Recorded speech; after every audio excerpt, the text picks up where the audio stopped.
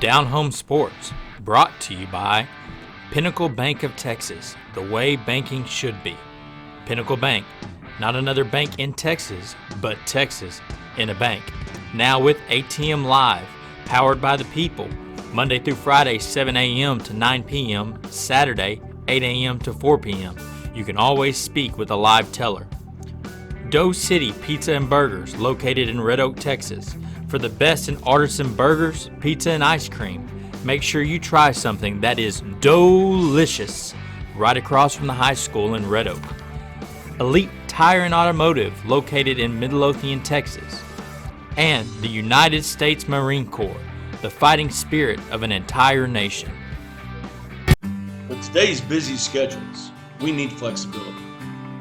Pinnacle Bank is the way banking should be. With ATM Live, powered by the people. They have hours that make it easy. Monday through Friday, 7 a.m. to 9 p.m. and Saturday, 8 a.m. to 4 p.m. You can just pull up to one of the easy to access ATMs, where there's always someone live, friendly, and knowledgeable to help you. Pinnacle Bank, not just another bank in Texas, but Texas in a bank. Member FDIC. Boss, you ready? I'm ready. Guess what? We got quick six. We got Brayden Robinson. And I tell you what, man, this kid is faster than the Flash. Okay, Brayden, let's talk about this. Let's just jump right into it, right? You are the national record holder in 13U. How does that feel, first off? It feels great. I've been waiting on this moment for a while, and it feels good to finally do it. Well, I want to know, when did track start becoming a lifestyle and an interest? I mean, was it once you got to junior high? Before then, when did you really have it in your mind that track was something that you not only wanted to be a part of, but excel at, and now hold that record in the 13U, and I believe it's the 100 meters, correct? Yes, sir. Well, it all started when I was younger. I used to go to my dad to track practice all the time. And running with older kids just helped me motivate myself to be better and want to be at the top. Well, I got to say too that we just had the Summer Olympics out in Tokyo. Watching those guys, is that an aspiration as well to go and hopefully to perform on that big of a stage maybe here in 3 years' time? Yes, sir. Well, and I'm going to go over some numbers here real quick. I mean, these are PRs, right? So in the 100 meters, a 10.9, okay, 200 meter, 22.5, 4x1, 43.36. That is smoking. Yes, sir. Okay. I mean, and you finish up a 3-time All-American with 3 gold medals at the Junior Olympics. I mean, where do you go from here? That's the question, on your track season. We're just getting started. It's just the beginning, and hopefully many more to come in the future. Well, I tell you what, most people don't realize this. You're just an all-around athlete. I mean, we could say defensive back / track guy, that's a lot of things there. But, from everybody I've talked to about you, you're just an all-around skill player. So what do you do to hone the rest of your skills for your other sports? I just try to balance it well. During track season, I focus more on track, and during football, I focus on football. I don't like to cross it over because I want to be the best I can at that specific thing I'm doing at the time. Well, and I know you work out quite a bit. So are you, I mean, in 8th grade, are you already meal prepping? Are you counting your calories? Are you doing those things? Or are you like me and having a soda pop and some chips sometime? I'm the same way as you. Okay. That's the fuel that gets you, right? Yes, sir. He's just got a little better metabolism. Yeah, he's got a lot better metabolism. This kid probably burns off about 20,000 calories a day. So, Brayden, that's the one thing is, they always say in any sport, speed kills. It can make up for a lot of things. But the other thing that I know about you is you're a very smart young man. You got great grades and stuff at school. And, how important is that to you, not only to be the great athlete, but to be that great student as well? I know it's all going to pay out in the future. So I got to get started now. GPA starts next year. So I want to go ahead and get that up. Nice. And what would you say to a kid out there, that, feels like, hey, man, track looks okay. Whoop-de-doo, You know how some people are about track, right? Right. But what would you say to a kid in Ellis County why they ought to do track? Because I know you got a tight group over there out of DeSoto that you run with. And just talk about that brotherhood and how they encourage you even at this young age. Well, first of all, track helps with all sports. It helps you be more of an all-around athlete. And the brotherhood we have on DeSoto Swift, it's amazing. We've been tight since we were like 8 and 9 years old, and just keeps adding on every year. And we just really tight brotherhood. Well, can you tell us about the guys that ran the 4x100 with you? Well, our first leg, it was a new addition to our relay right before nationals, and he ran really well for us this year. And our second leg, man, he's amazing. He's already has 3 Division I offers going into his freshman year. Wow. He's a very all-around athlete. And our third leg, he's really good. He helped us a lot this year, and we did really well. Awesome. So you're the closer is what you're telling us. Yes, sir. There you go. There you go.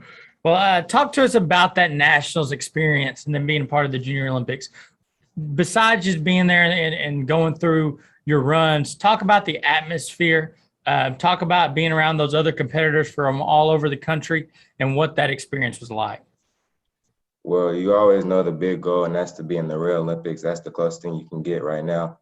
And it's a lot of talent, a lot of hard people that work hard, have the same goals as you, and it's just a great atmosphere to be in. Well, and who is that one person that in track that you look up to that, is kind of like, man, I want to be like them? Definitely Travaris Duckett. I watched him run as I was younger, but as a pro athlete, Christian Coleman. And wow. It's a lot of his race that I try to pick up and put it in mine. Well, awesome. Yeah. So one of the other things is just the mentality of running track. You're getting in those blocks. You've got to wait. You got to wait for the starter's gun, and just the focus that it takes. How do you take that into the rest of your life and your other athletic endeavors? Well, I know it's just a lot of stuff you got to do to be able to get that down and help excel in everything else you want to do. And I know track will help me a lot in football because that's all what they look for is speed. Well, I don't think they just look for speed. I think they look for some hard hitters every once in a while Yeah. too. But I heard you can bring the lumber as well. So what excites you about the opportunities that you're going to be afforded right now? As far as, a little bit of notoriety, right? To be a spokesperson for a lot of people. But the other part is how many little kids in the area are looking up to you, and how much does being a mentor to them and getting them excited about these things, how much does that mean to you? I mean, it's everything. It's just I want to help motivate people younger than me. That it just makes me feel really good, and it's really an honor for them to be able to look at me, how I look at people that I look up to. And it takes a lot to get all this stuff done, especially your track season. Excuse me, you're going all over the place, right? I mean, these things ain't just in our backyard. So what kind of support you want to talk about? The support system at home, the people that are helping you make all this possible? It definitely got to start with my parents. My dad is a track coach at the high school that I will be attending to. And I've been working out with him since I was really young. And then my mom, she helps motivate me every day and reminds me of my goal and reminds me never to give up. I'm sure your mom's got to keep you fed too. I'm sure she stays on top of that game as well. So is there one cart for the family and one cart for you? It's all together. Oh, okay. But I want to ask you a question. Since you're a football and a track guy, since it seems to be a big deal on social media right now, who's going to win in a sprint between Tyreek Hill and Usain Bolt? Man. Super Bowl ring for Olympic medal. Have you heard about that? I heard about it.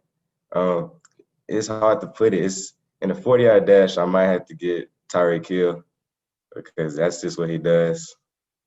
And that's, of course, my favorite football player right now. That's pretty awesome. But no, I mean, there's just a lot of things that you've done that are amazing. I mean, it just every time I keep seeing a post from you, it's just another award, another medal, another PR. How much do you pride yourself in continuing that excellence and pushing yourself to that next level?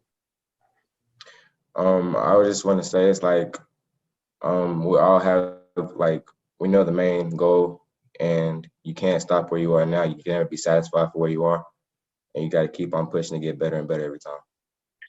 Well, do you think someday, Seth, we're going to see this guy run against the Tyreek Hill or Usain Bolt? I hope so. I think we will.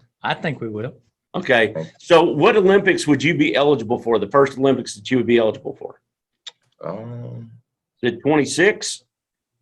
26, I will be, I think so. Okay. Awesome. So are you building towards that goal right now? Yes, it's something I will very be appreciative to be able to compete in. And that's really the main goal right now. Man, that's pretty darn awesome. One of the other things I wanted to ask you was just, when you talk about spikes and stuff, everybody's got their own thing about spikes, right? So what is your thing about your equipment? I just now started getting into big on spikes and how they feel on my feet and stuff. I like to have it it has to be light. If it's not light, I can't run. So that's a big part of it. Well, I know when they first started building spikes and stuff like that at the University of Oregon, they were so thin and light that basically one race and you were done. Right. And just talk about, people don't think about that. Spikes are not cheap. Those are not cheap running shoes. So, do you have people other than your parents, does Team Elite, DeSoto Elite, do they have, a sponsorship deal for y'all? Anything like that? Do they kind of help y'all out with that, or is that all on you? It's just all on us, me and my parents. Wow. The troubles of being a youth athlete, three-time All-American. Three-time All-American, it's just crazy. But one of the other things is my understanding is you're going to be going to Red Oak. Okay. Now, as a ninth grader coming in, how much pressure does that put on you to perform for the high school, since you're going to have a lot of upperclassmen out there running with you as well? Or have you trained enough with them where there's already kind of a mutual respect and a mutual knowing of each other? Well, I got a whole year to be able to prepare for that. I'm just going into 8th grade, so over the next year, I'll be training really hard to be able to compete with the top dogs. Yeah, with the times you're posting, I think you're already up there with the top dogs, man. Now, has anybody ever tried to talk you into doing pole vaults or anything else as fast as you are? No.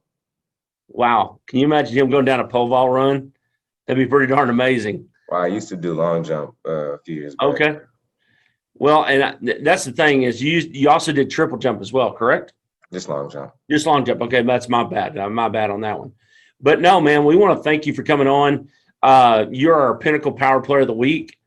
And I tell you what, man, keep doing what you're doing. Keep inspiring people, okay? And we know we're going to see you in the Olympics someday, and you'll reach your goals because you seem like a dedicated young man. You got all the backing in the world right now from family, friends, and everybody in the community. So tip of our hats to you, sir. And we wish you the best of luck down the road, and we'll be keeping an eye on you. Hopefully you'll come back on with us soon. Thank you. Thank you for having me also. In Ellis County, you know where to go for the best pizzas and burgers. Welcome to Doe City. How are you doing today? A menu that allows you to have it just the way you like it. Great, friendly customer service. And all the toppings you can handle. So what do our customers say about Doe City? We come up here all the time, so we love the pizza and the burgers also. It's somewhere we can all come and have a good time with our friends and enjoy the good food that they have here. I love the fries. That it's cooked to order, so you're always going to get it fresh. Doe City's always a great place to come and hang out with your friends. Whether it's Tuesday or Friday night after a ball game in Ellis County, guess what? You can always make it over and have a little bit of delicious. It's delicious. Delicious. It's delicious. So come in or order out at Dough City Pizza and Burgers in Red Oak, Texas. Guess what, Ellis County? We got Coach Tammy Floyd with a Heritage Cross Country team. Coach, glad to have you here tonight. Who do we got with us?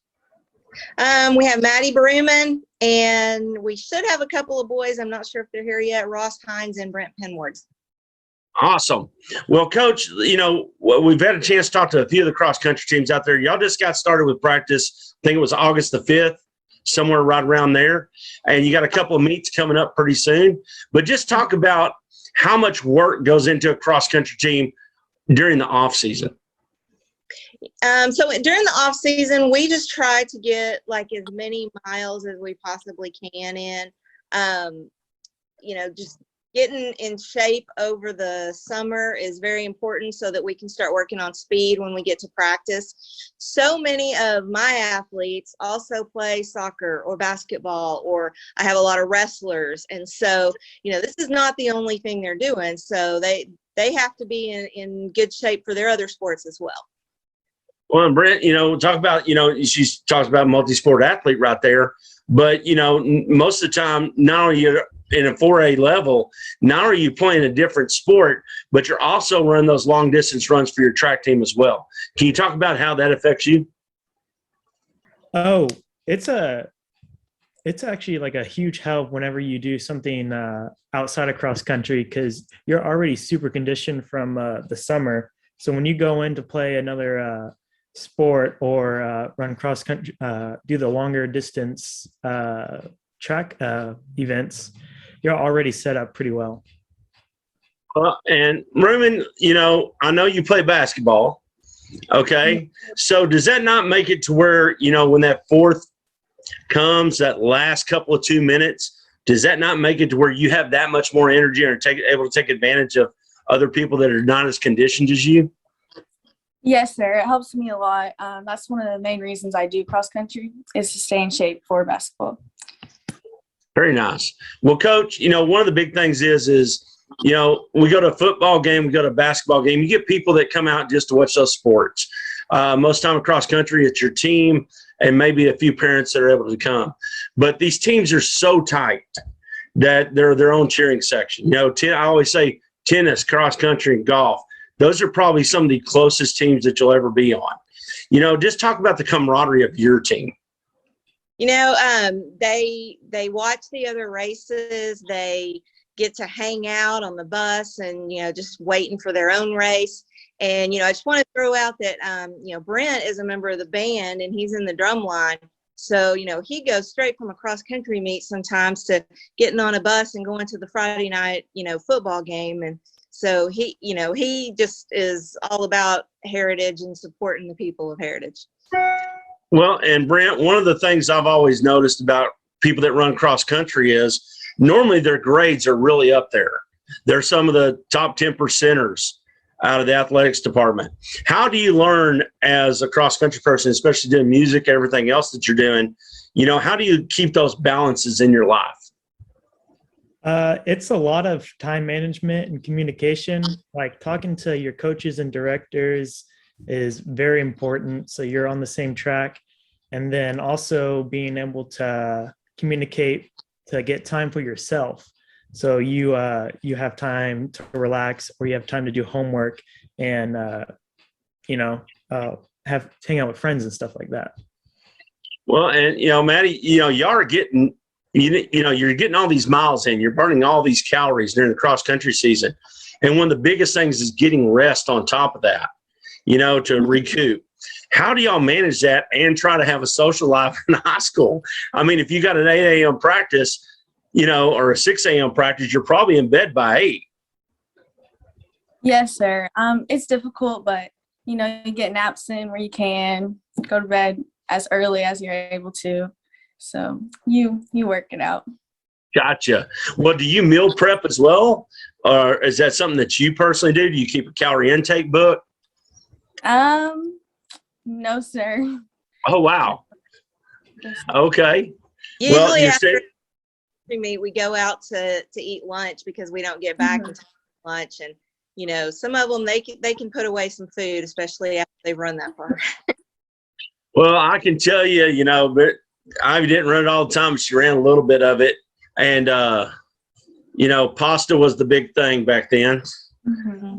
But she liked them Dr. Peppers a little too much. That was her downfall. Well, hey, folks, guess what? We're being joined by Ross Hines as well now. But, Coach, just talk about, I don't think these kids, necessarily not all of them keep books. Some teams do. But just to talk about the expenditure of calories and energy through this entire process. So that's something that, I always preach to them. We start in August. So obviously you have to drink a lot of water, keep hydrated. But, a lot of times, and especially on the girls' side, they don't always realize just how many calories they're expending when they're running this much during the week. And so, I try to make sure they eat something before practice, eat something after practice, have just a few little snacks during the day just to make sure that they keep their energy up. Well, Brent, most of the athletics over at Heritage, everybody's really tight within that athletics department. How much support, and how great is the support that y'all get from everybody at the school? Oh, it's really great. We see even the football players always are backing us up and supporting us, telling us how they really respect how much effort we put into our sport. And we get a lot of cheers when we do hallway parades and such that the principal throws for us. So we get a lot of support for any events at the school. Well, and Ross, what's one of the things that you love about being on this cross-country team? I like the environment, and it's just a good environment to be in. It's pretty a supportive environment. They support you on how you train and everything you do. It's a really good team. Awesome. Well, Maddie, one of the things is I know you're on a couple of sports teams, just kind of like Brent and stuff. But how do you translate the effort to other people in different sports that may not play, run cross country, but play basketball with you or do something else like softball, et cetera? Yeah, cross country, you get mentally stronger, and that helps a lot in other sports. And, I try to encourage some of the basketball girls to come and run it because, it really makes you mentally stronger. And so, yeah, I encourage them to come out, track as well, cross country. Well, Coach, one of the big things is not just the expectations in a meet, okay, while you're running, but outside of that as well. It seems like you've done a great job with giving these kids things that are going to go full bore in their life, long term. Can you just talk about some of the things that you try to institute in the program there? Yes. So, I do weekly grade checks and talk to them about their grades, but it's a lot of talk about planning, plan your time, plan what you're going to do, when you're going to do it. And we watch, the athletic department has been kind enough to purchase some character development lessons for us. And so we watch those once a week. And I think it just helps the team, see that it's not just all about the running and the sport of it, but it's about becoming a better person. Well, and Ross, one of the big things is you're running as a team, but you're also running as an individual with cross country. How do you balance those two?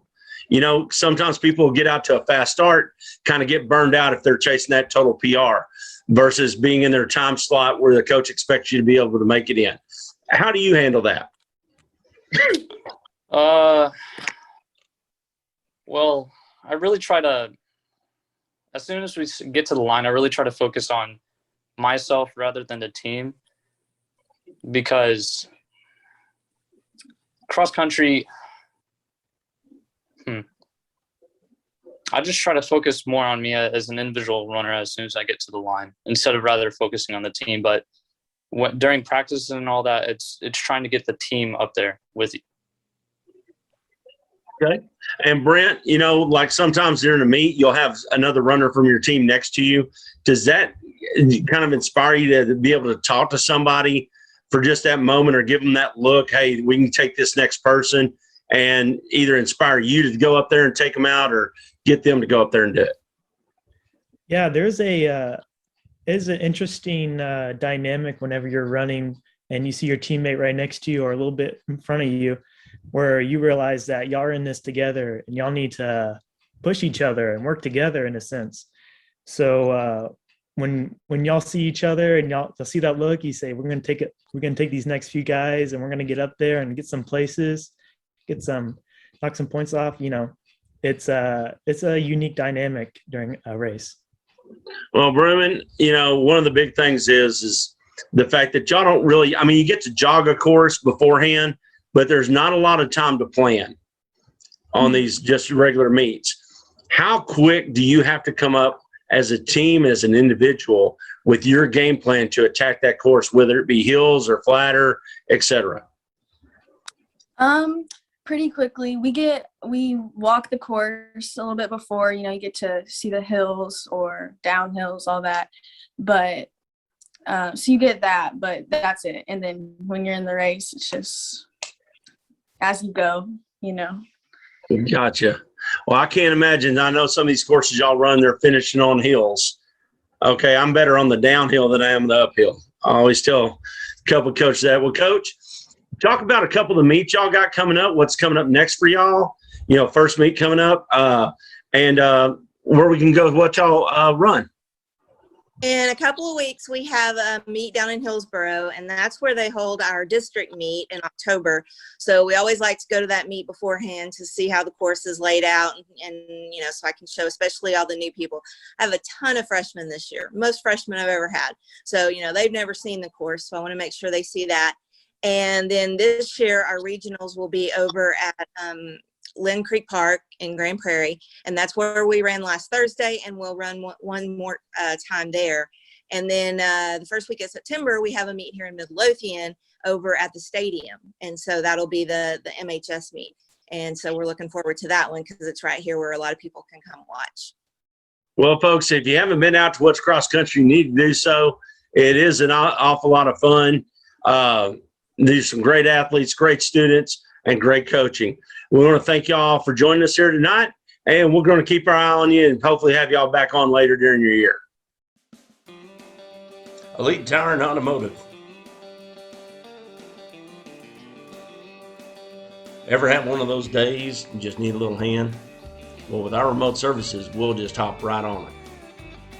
Get you back on the road quick and easy. With automotive services to cover all your mechanical needs.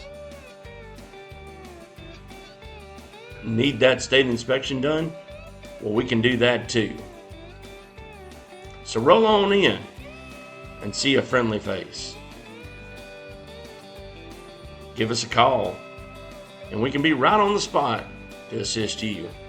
So trust the friendly folks down at Elite Tire and Automotive, 972-775-1055.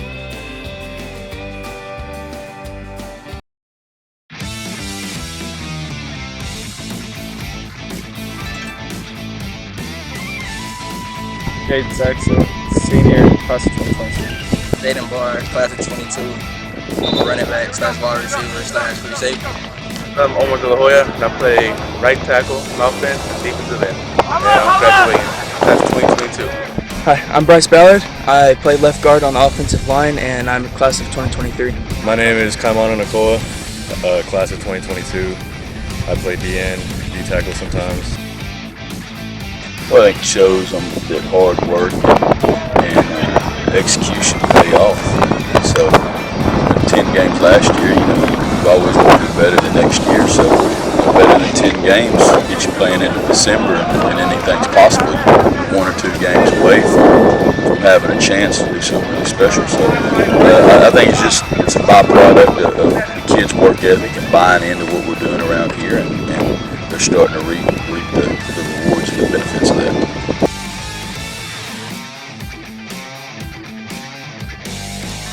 Being Gladiator is more than just the school name and the mascot. It's an honor to be it because it can be strong, independent, and have discipline in it. And you gotta fight hard every play and never take a play off. You gotta keep going all the way through until the whistle's blown.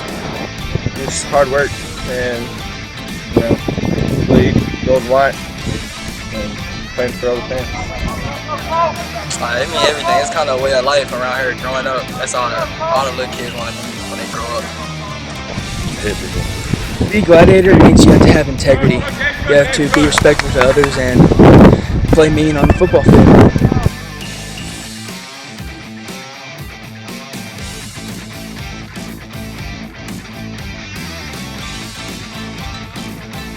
There were a lot of kids back that played over the course of the last 3 years. Omar De La Hoya is an absolute stud for us. Bryce Ballard is a 2-year starter. He's going to be a junior. He's an all-state caliber kid. Our kicker, Jesus Luna, is an all-state caliber kid. And I'd go on and on. We've got a lot of kids that it doesn't matter the role or what we ask them to do. They're doing their best, and they work really hard to do a good job, whether it's a small role or it's a big role. So we've got about 40 kids out here, and the kids, every kid we suit up on Friday night will be a kid that's earned that spot with work ethic and really putting the best effort to know what it is that we're asking them to do, and we have confidence in them.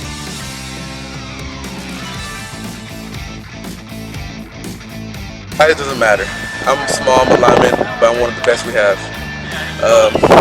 I'm not the one that said, my coach is the one that says it, so I'm not being like all cocky or anything. So it's just a heart. You gotta play hard into the end, like I said in the beginning. So just big heart, and then keep in mind, play smart. I worked hard ever since we first knew each other. We all been bought into the program, and we just been going hard.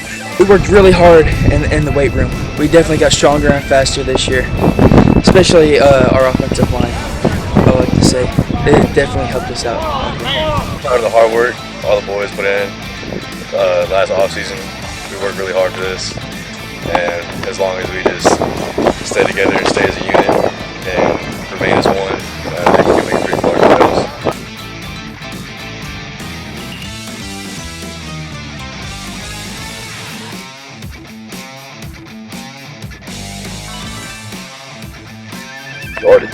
They were freshmen when we got here. Some of those guys had to play varsity football. We weren't very good. There wasn't a lot of help around them, and we took our losses, we took our lumps, and we learned from it and moved on. The other ones that didn't play on Friday night, they won a district championship and had a good JV season. So these guys have been through it. They've established the program. They've developed the work ethic. They've learned how to practice. They've learned how to lift weights, and they've learned how to win on Friday nights, whether it was on the JV level or on the varsity level. So they're the foundation of the program right now.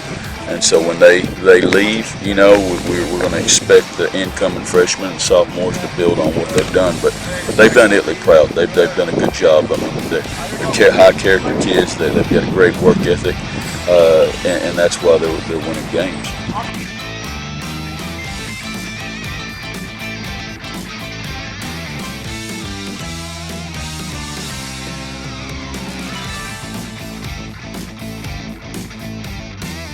Times get tough, whether it's in a football game or in life, and you got to dig down deep and find out who you really are. Being from a tough little place like Italy, Texas, is going to mean something, and it's going to carry you through. The battle to belong begins here, among the few, the proud, the Marines.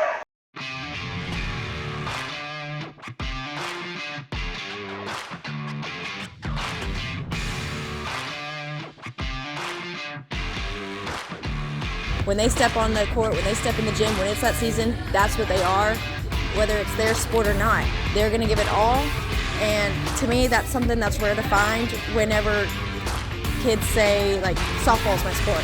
Well, we have some softball players out here, we have some basketball players, but during season, they are 100% volleyball players. They're not going to let you down. They're not going to give anything less than 110%.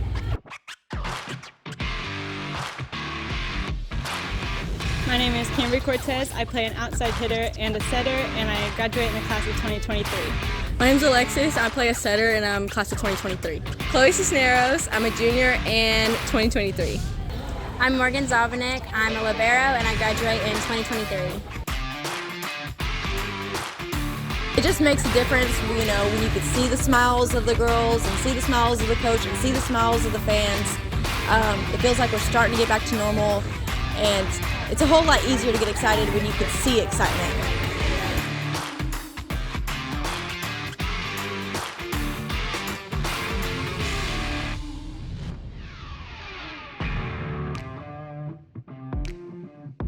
Being a Palmer Bulldog, it's really fun because not only do we have everyone on the court cheering you on, it's really fun at games. Palmer's a whole family, so you have so many people to come out and support, and it really feels like home. I think just the chemistry we have all together, we all treat each other like sisters, and it's just easy to play together. So it's really a family. It's not even a team. The work ethic, like us working hard every day, we come into practice. We're here for energy. We're determined. We're determined to go far. I like being a Bulldog because I like the constant support from the small town fans, and we just have a lot of energy here, and it's just like everybody knows everyone, so there's a lot of small town business going on.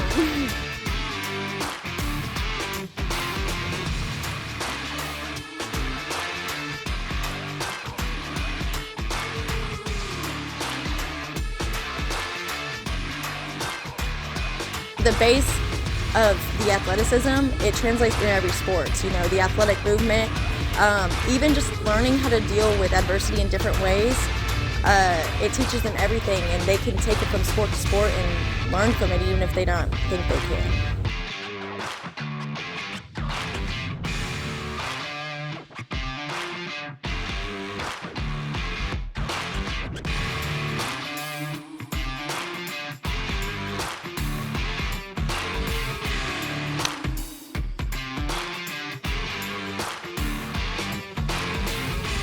We are all really, really close. A lot of us have played since 7th grade, so we have a good connection there, definitely, for sure. A lot of us have been playing since we were pretty little and going to school together, so I think when we're out on the court, no matter what, we're always cheering everyone on.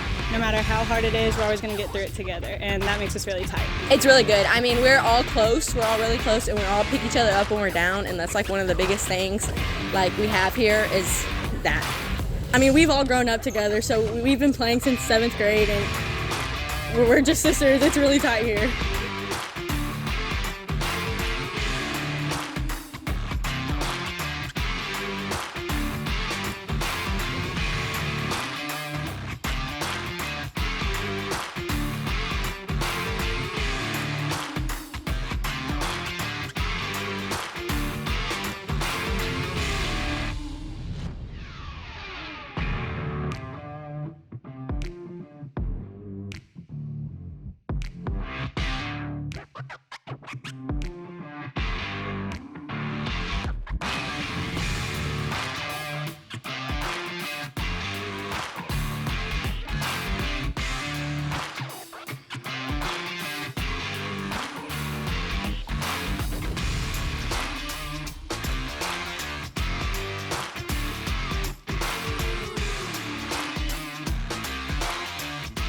They should be pretty excited.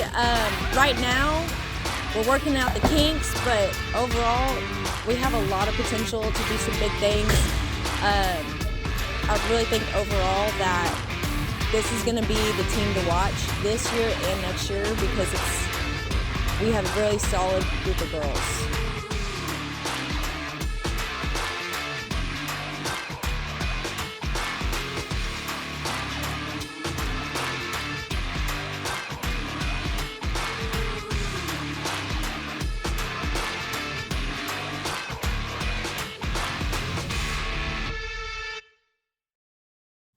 With today's busy schedules, we need flexibility. Pinnacle Bank is the way banking should be. With ATM Live, powered by the people. They have hours that make it easy. Monday through Friday, 7 a.m. to 9 p.m. and Saturday, 8 a.m. to 4 p.m. You can just pull up to one of the easy-to-access ATMs, where there's always someone live, friendly, and knowledgeable to help you. Pinnacle Bank, not just another bank in Texas, but Texas in a bank. Member FDIC.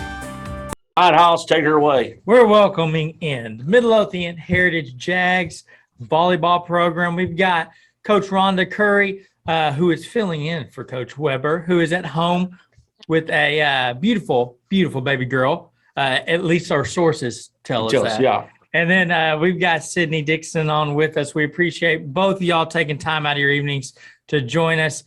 Coach Curry, I'll start with you. Taking charge of a program that Coach Weber has done a fantastic job with winning ways, another undefeated district season last year to make it 3 in a row. But you got these girls going against some tough competition beginning of the year. Talk about the struggles or maybe the opportunities for you stepping in to this program to fill in for Coach Weber. So, Erica approached me last year. Coach Weber approached me kind of at the end of last year. And she says, hey, look, this looks like this is when this is going to drop and we're going with it. And we were able to have some great conversations and really kind of try and make it seamless. It's tough for the girls to come out and have a relationship with a coach, and then a new one comes in 3 weeks and we're hitting it hard and we're going against some big dogs and really coming from all kinds of angles. So I can't tell you and express how good of a job that Coach Weber's done and the girls have done to be really versatile and be willing just to, do what it takes and know that this is the situation that we're in and we're going to rock on it. Everybody has their own strengths and Weber has again established an amazing program here. And she came out of Waxahachie, and Midlothian and Waxahachie are bitter rivals to the end, but Sandy and I we're great friends. And it's fun coming into it and seeing what she's doing with these kids. So yeah, it's been an absolute blast. The kids have been amazing, and we again, like you said, we've gone up against some pretty big dogs, swinging some 6A, 5A teams, and the kids they're hustled. They just have grit. They have determination, and it doesn't make any difference who's on the other floor. They're going to step up and they're going to play like they know how to play. So I'm thrilled to death to be here. Well, Sydney, kind of sticking on the same note from the player's perspective, how's it been having Coach Curry? I'm sure a lot of the things that she has is kind of keeping in line with what Coach Weber would want. But again, it's different personalities, different styles. Is it cool to get a different perspective? How's it been playing under Coach Curry while Coach Weber is away? Well, and like I told her and Coach Weber coach very similar, but they do have different perspectives. And so it's nice to hear from someone who obviously knows what she's talking about, and hearing a different side of volleyball that maybe Coach Weber doesn't give us. And so, but when it comes to coaching style, they're the same way. So it's not that hard to adapt to this new coaching style, because I know we all respect her like crazy. And so for us players, it really wasn't that hard to adapt to someone new. Well, and Coach Curry, one of the big things I think people overlook sometimes is when you have a lot of success at a high school program, that means something's going right in that junior high. How important is it for these junior high coaches to get these girls ready for that next level? It's huge. It is huge. And we are in Midlothian. We are so lucky that our junior high coaches are very involved. We had junior high coaches up here for 2-a-days. They were here with our tryouts. They were with us for the 2-a-days. They were help running the drills. So not only do they get to see their kids and kind of give them a calming effect, but they get to see how the drills are run. And I know that Erica's very involved with them and really gets down there and works with them. And you are absolutely 100% correct. That's where it starts, and that's where it's got to build from. You have to go deep if you want to build anything lasting. You have to have some pretty good roots, and Coach Weber has done that here. It's awesome. And Sydney, based on the stats we saw, you're averaging somewhere between 6 and 7 blocks right now per game. I mean, talk about, that comes with a lot of communication. You don't just get blocks without talking. So talk about the communication that's involved with that and how y'all as a team are setting up for those shots down the middle now. Well, normally we kind of have struggled with communicating in the past, and we're kind of struggling and trying to get that going this year. But we always, like, we talk to each other in the middle of the play. We talk about where the set's going. We call if, like, the hitter's coming inside, so that way we know to shift our block. And sometimes we'll even yell, like, ready, ready, and up to make sure we go up at the same time. And so, yeah, communication is a huge part of it. We're still trying to work through some of the kinks in it, but we're doing pretty well. And so, yeah, communication definitely can always get better, and it always, like, help us improve our game.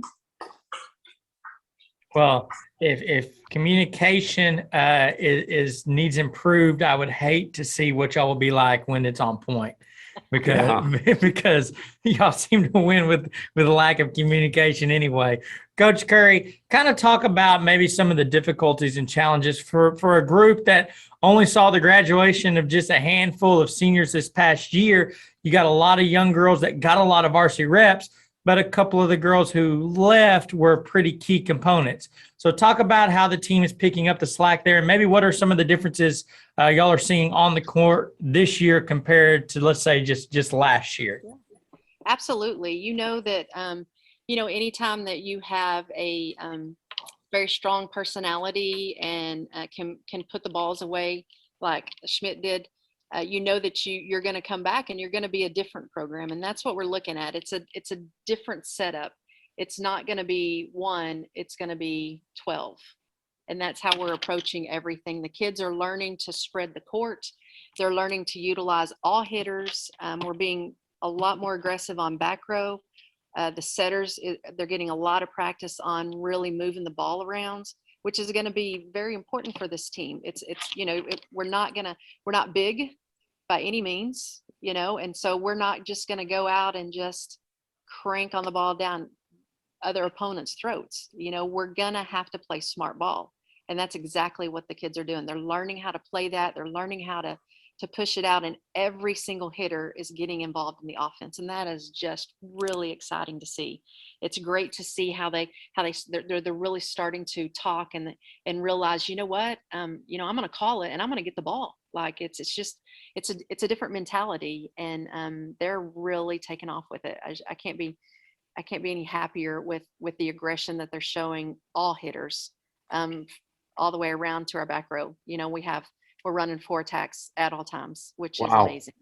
So yeah, and it's exciting to see everybody really start to blossom into that role. So I'm excited. I'm excited to see where these girls are going to go. They're doing some great stuff. Well, Sydney, to kind of touch on that point, kind of like what Coach is saying, I know everybody would love to have a Schmidt on their team, but do you feel like this is making it where your volleyball IQ almost has to increase? Because instead of looking for that one play with that one person, like Coach said, you are trying to think of multiple things that you guys can do and set up, which almost makes you more well-rounded as a team. Do you feel like you found yourself in situations where you're now opening the box and kind of expanding how you approach different plays to set your team up for success? Yeah, for sure. And I think everyone realized, like, okay, we don't have our go-to girl anymore. And so everyone realized, like, we all needed to step up, become smarter players, because again, like Coach Gray said, we're not incredibly tall. And she's actually really helped us open our eyes to, like, you don't have to hit the ball every single time. You can look for the holes and look for the tips and rolls. And so, yeah, and everyone's done a great job in stepping up. And I think girls are becoming more confident this year. And so I really think we're doing, like, a great job with it. And everyone is, like, looking good. We're getting smarter as the day goes on. And so, yeah, we're learning to become smarter players for sure. Well, Coach Curry, one of the things about volleyball is once that ball's put into play, almost every other sport, it's in play, everything's going. Just talk about the mentality of these young ladies and young ladies in general in volleyball, how they manage the game themselves. I mean, y'all can give them all the help after the play's over, but you got to be kind of resilient on that court, especially when it's a long rally. Absolutely. And volleyball is unique. You kind of touched on it. A lot of other sports get to initiate the ball. Volleyball has a serve, and that's all. Everything else is reaction. Everything else is you're reacting to something that somebody already did.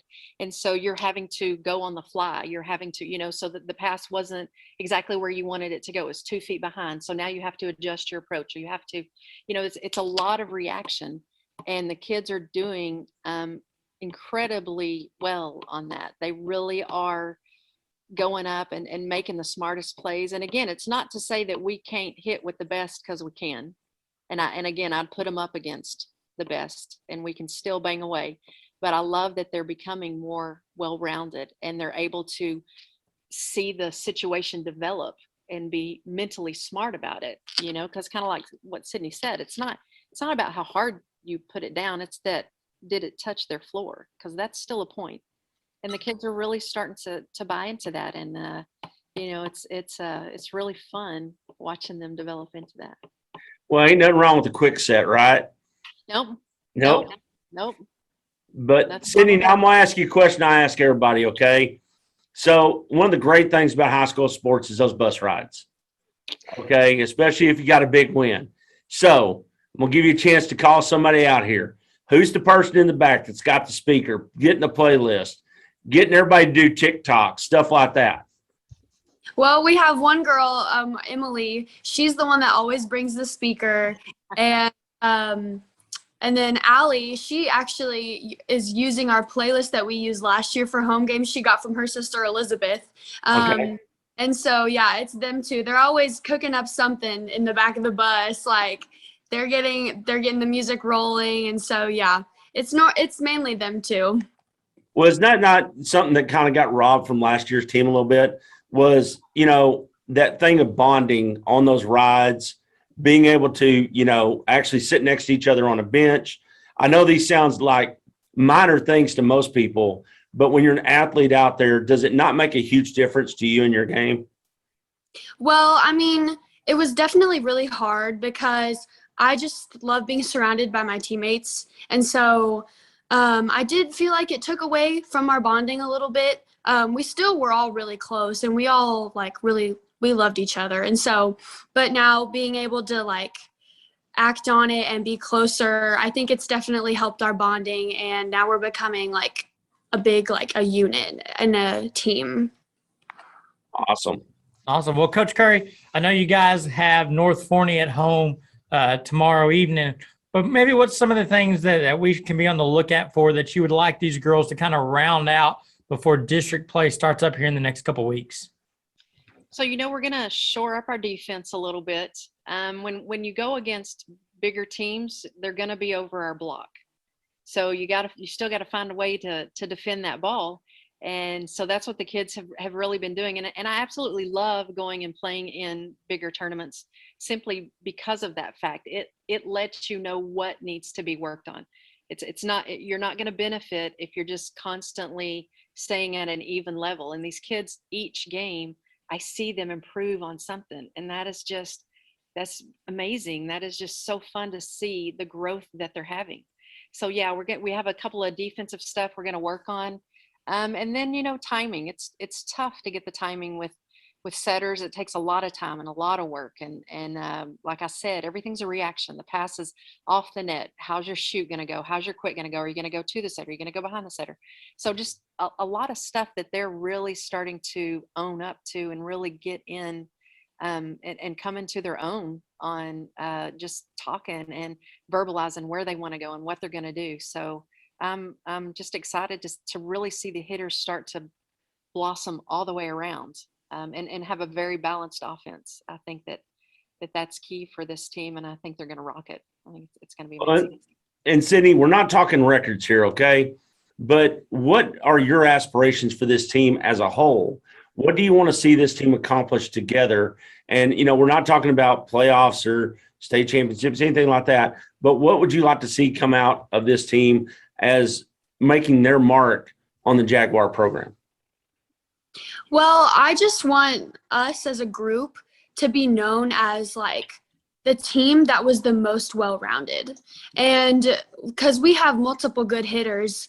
And so I think we can use that to our advantage when playing, because the other teams are not going to know where we're setting the ball. And we can have multiple girls that can put the ball down. And so I think just us and getting us like the timing, like Coach Curry said, it's definitely going to take some time. But once we have our timing set, and like, I just feel like we'll be unstoppable. Like we'll be a really good, like well-rounded team because our defense is already doing like pretty well very early on. And so I think just getting that timing down is key. And then once we do that, I think we'll just be like a solid group. Awesome. Awesome. Well, Coach Curry, Sydney, thank y'all again for popping on with us. We appreciate you taking time. Again, y'all do play Tuesday night against North Forney at home if y'all or the audience wants to go check that out. But again, thank y'all so much. We wish you the best of luck. Hopefully we can have y'all on here in the next few weeks again, maybe talking about opening up district with a win. So thank y'all ladies so much. Go get them. You've got us rooting for you. You got a lot of people rooting for you, and we know you'll do well. So thank y'all again. In Ellis County, you know where to go for the best pizzas and burgers. Welcome to Doe City. How are you doing today? A menu that allows you to have it just the way you like it. Great, friendly customer service. And all the toppings you can handle. So what do our customers say about Doe City? We come up here all the time, so we love the pizza and the burgers also. It's somewhere we can all come and have a good time with our friends and enjoy the good food that they have here. I love the fries. That it's cooked to order, so you're always going to get it fresh. Doe City's always a great place to come and hang out with your friends. Whether it's Tuesday or Friday night after a ball game in Ellis County, guess what? You can always make it over and have a little bit of delicious. It's delicious. Delicious. It's delicious. So come in or order out at Doe City Pizza and Burgers in Red Oak, Texas.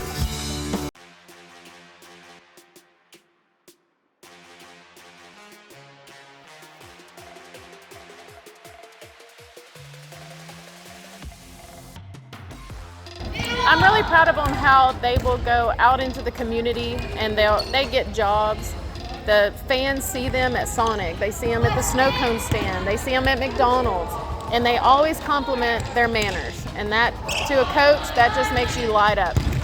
Because these girls come from good homes, but they also get more us trying to get them to understand, hey, the way you treat people is going to take you further than anything else. Being a gladiator, you just have perseverance, you just never give up, and you're always pushing to be the best you can be, and just testing the limits.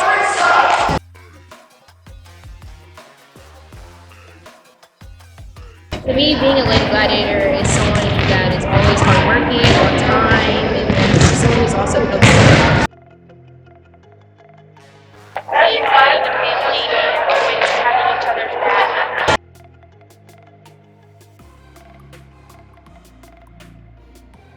Being coachable and showing up every day, just being able to show out. So off season was great. I thought it was successful this summer. A lot of girls came up and they wanted to get better, they wanted to get stronger, they wanted to get faster. I think with the sisterhood, they see the sisterhood with us coaches and they want that relationship, so they make sure that they pull together and have that relationship for themselves.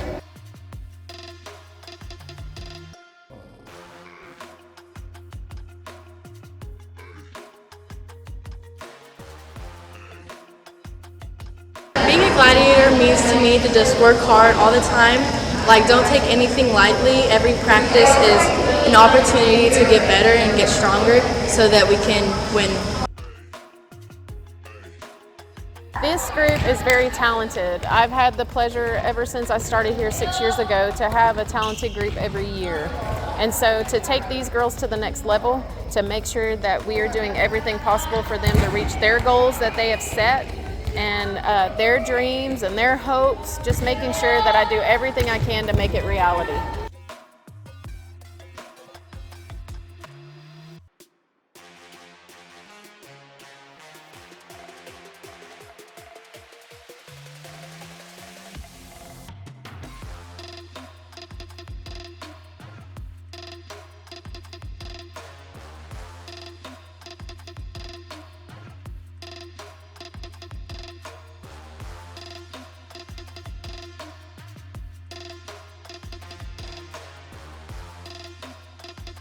So I think this group means a little bit more to me because I've watched and encouraged and really put my heart and soul into at least 4 of these girls since 7th grade. And so it is really special to me to watch them grow up and then watch them really fulfill their dreams and their goals and then graduate.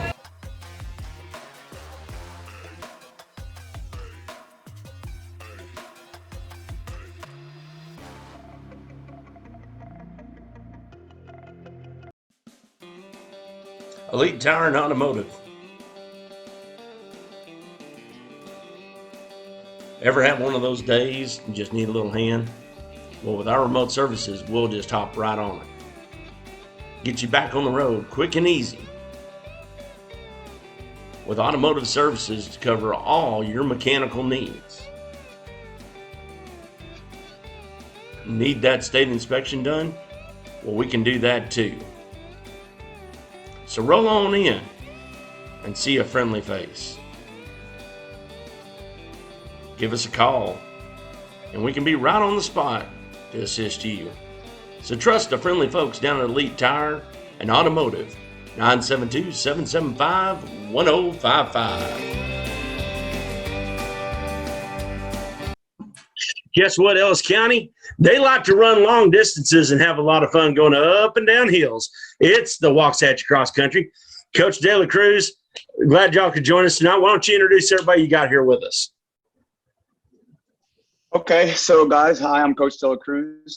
I'm the head cross country coach here at Waxahachie. We have Tessa Domini, one of our captains, Emily Jones, one of our captains, and then we have Eli Nance, another captain for the boys, and Connor Schmidt.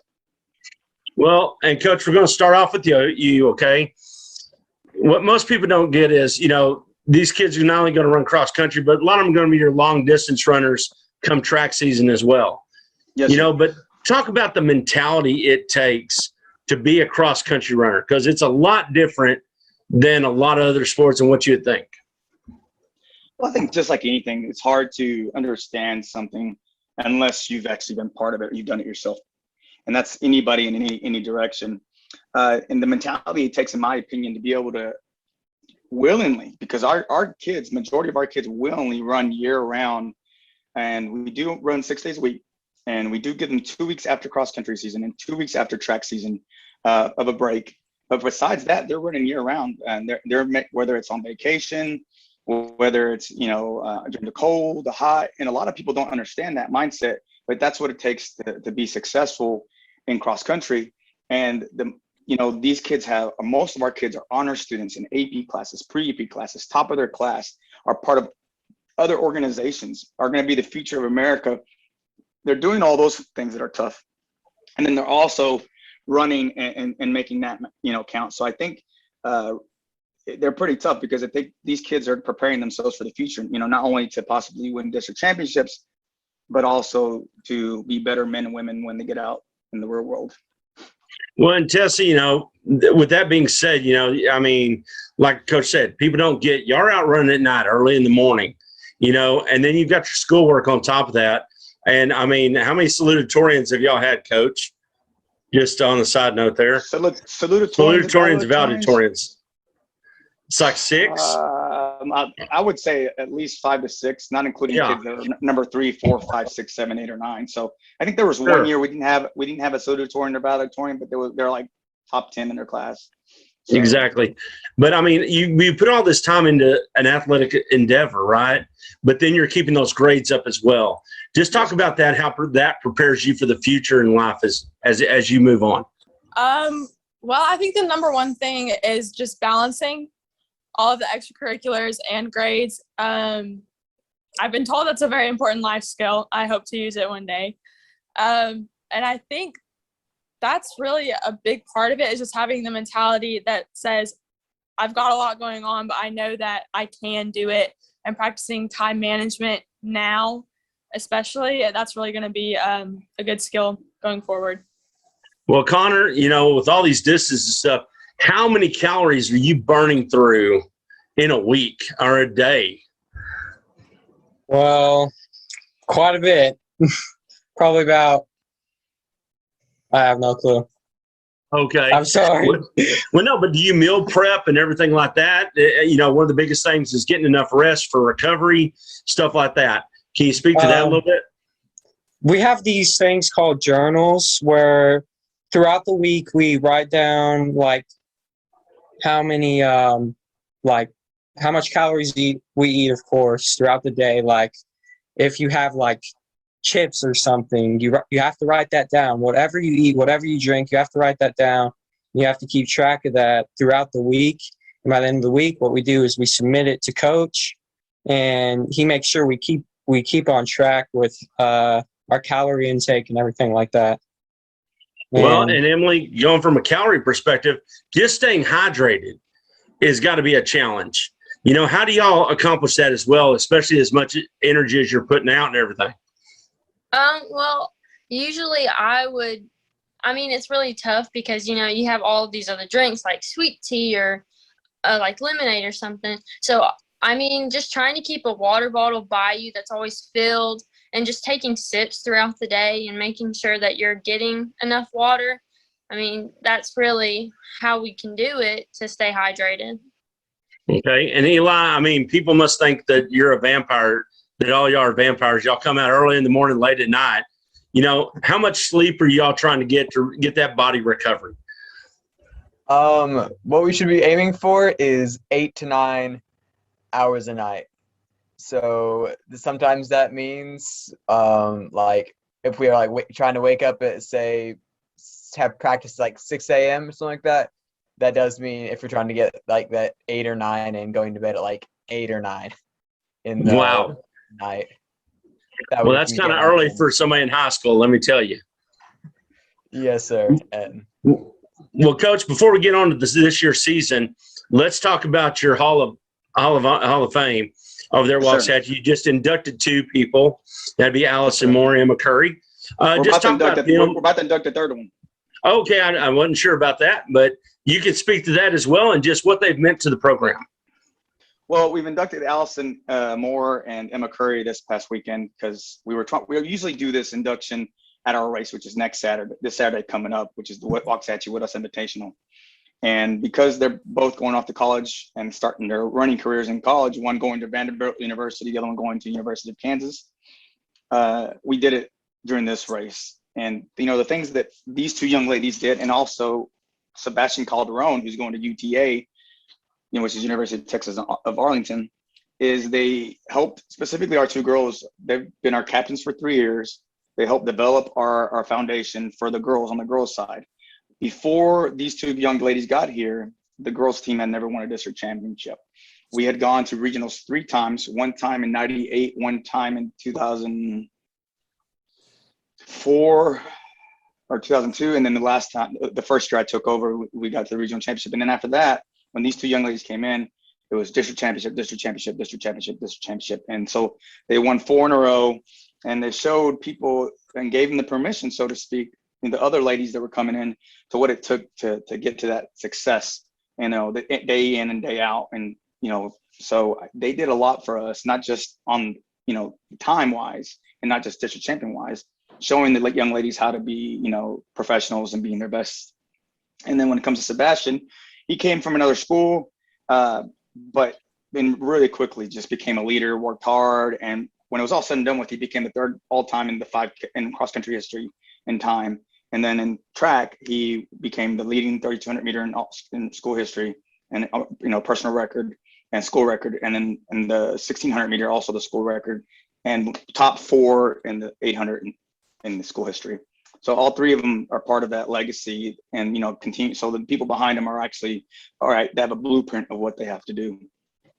Well, and Connor, how do you personally take that blueprint and apply it to what you're doing now? Well, Sebastian was definitely he's a lot to live up to because he's just fast. But personally, we have a lot of members of our team coming in from middle school and right now that I know personally for sure can beat Sebastian. And I like that he set it up for us, and he was a good leader, but we're aiming to beat him in the next couple of years, beat his time, stuff like that. Well, and Emily, you know, one of the things about cross country is it's not necessarily having one person that's fast. It's about having a team that's got good times. How do you take that from that individual deal on a course, going for that PR, and also keeping in mind exactly what your team needs you to do? I mean, you're just okay. Can you like explain the question another way? Okay, so you're out there racing, right? You want to get that personal record. You want to go as fast as you can, but you know you don't need to burn out, you know?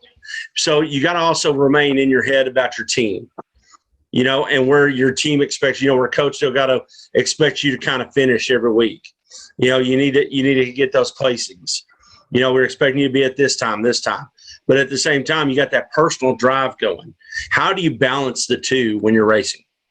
I mean, you're just really trying to do your best and just give it all you got that race and still try and perform for the team. And I mean, if you give it all you got and somehow you don't place as high as we needed or what you expected, I mean, it's just every race every time. I mean, it's different. When you give it your all, you got to know that sometimes it's not going to work out. But I mean, you're just trying to do the best you can. And I mean, if you hit the time and you don't get the place, I mean, I guess it depends. Gotcha. And Tessa, you know, how do you inspire these younger folks on the team, the new folks on the team, to want to buy into the program and the success the programs have? We do a lot of team bonding just to get the newer girls into our community. We like to call ourselves a family. We're all pretty close. And once the girls see that cross country is it's a lot more than running. It's being friends with the girls, and it's pasta parties and just all of these fun things that makes them want to be more successful and want to work harder and build the program up. That way we can keep doing these fun things and having success, because winning is fun. Winning is more fun than losing. Oh, yeah. Well, Eli, just add on to that a little bit. Just, you know, there's not a lot of people that come out to cross country meet if they're not related to you, but y'all have this inner core, especially over there at Waxahachie, of just camaraderie and picking each other up. JV teams, doesn't matter what team it is. Just talk about that a little bit more. I feel about that is it's just really cool having like everyone run together, and even especially on those pack runs and those runs we're actually practicing together. And it may sound kind of crazy to some, one of the most motivating things to me can have one of my guys screaming out their lungs at me, sounding like the next thing they might do is run after me with some kind of weapon. That could just be incredibly motivating in the moment. Like, and even like if I see someone out there running and I just feel like they could be running faster, like they're not doing as well they could be, or even they're out there doing great, I like to scream at them. I got you. I do feel like that can be extremely motivating, and I really like how that's just something we can do for each other to help motivate and just pick each other up and try to keep each other going even when it's really hard. Very good. Well, Coach, you know, you had your first race of the year was a relay, 1.5 miles per leg, 6-mile race, correct? Yes, sir. And y'all had some great placings. You want to talk about your results thus far? Yes, sir. So basically the way this really works is you can put as many varsity relays as you want, mini JV, and it's 4 per relay. And our girls, we'll start off with them because they ran first. Our varsity girls ran first. And so we had, 2 teams of varsity on the first relay, and we had 1 JV team. And then on the boys, we had 2 teams on varsity and 3 boys running on their other relay. And so the girls did really good. It's a good time to kind of like, instead of going right directly into the 5K, we're kind of building up to that mindset. And so this is a process, the stepping stool to the next race, which eventually will go to 5K, and kind of gives you an idea of where we are. And so if you were to translate their times into, there's actual equations that you can actually figure out where they might be. I was really happy with what I saw. The girls got third. The first group of girls got third, and our first boys group got sixth against some really, really good competition. We had teams there that are state championship teams. We had teams there that are going have a big chance of going to state this year. So it was a good barometer to kind of see where we are and also kind of have fun, because I think it's fun. Relays are a lot of fun, and this time you're like having to depend on each other.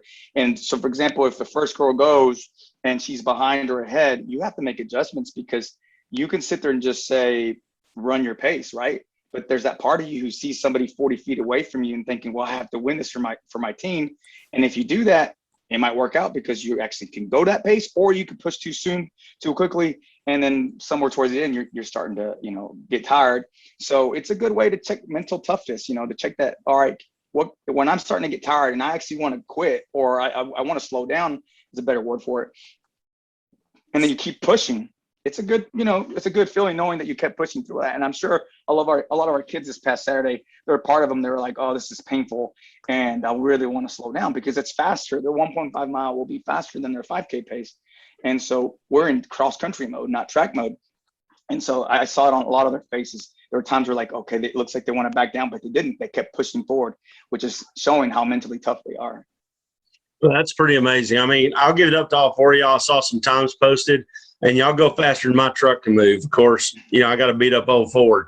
But, I'm just amazed day in, day out when I see cross-country events. Connor, I'm going to start off with you. There is a point when you're running that, unlike any other sport, football, you might see a guy on his hands on knees. But in cross-country, you can see when you break somebody. You can actually see it in their body language, their face, the whole 9 yards. Talk about that moment when you've got somebody that's just going to fall behind you.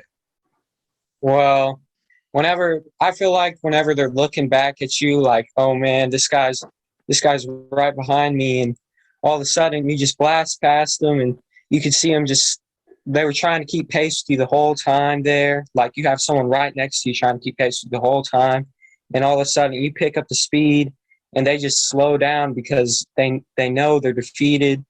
And it sucks to see that, because even though we're not on the same team, they still run cross country, and that takes a lot to do. But like you can definitely tell when they're defeated, because they start to slow down a little more, and you just get in front of them.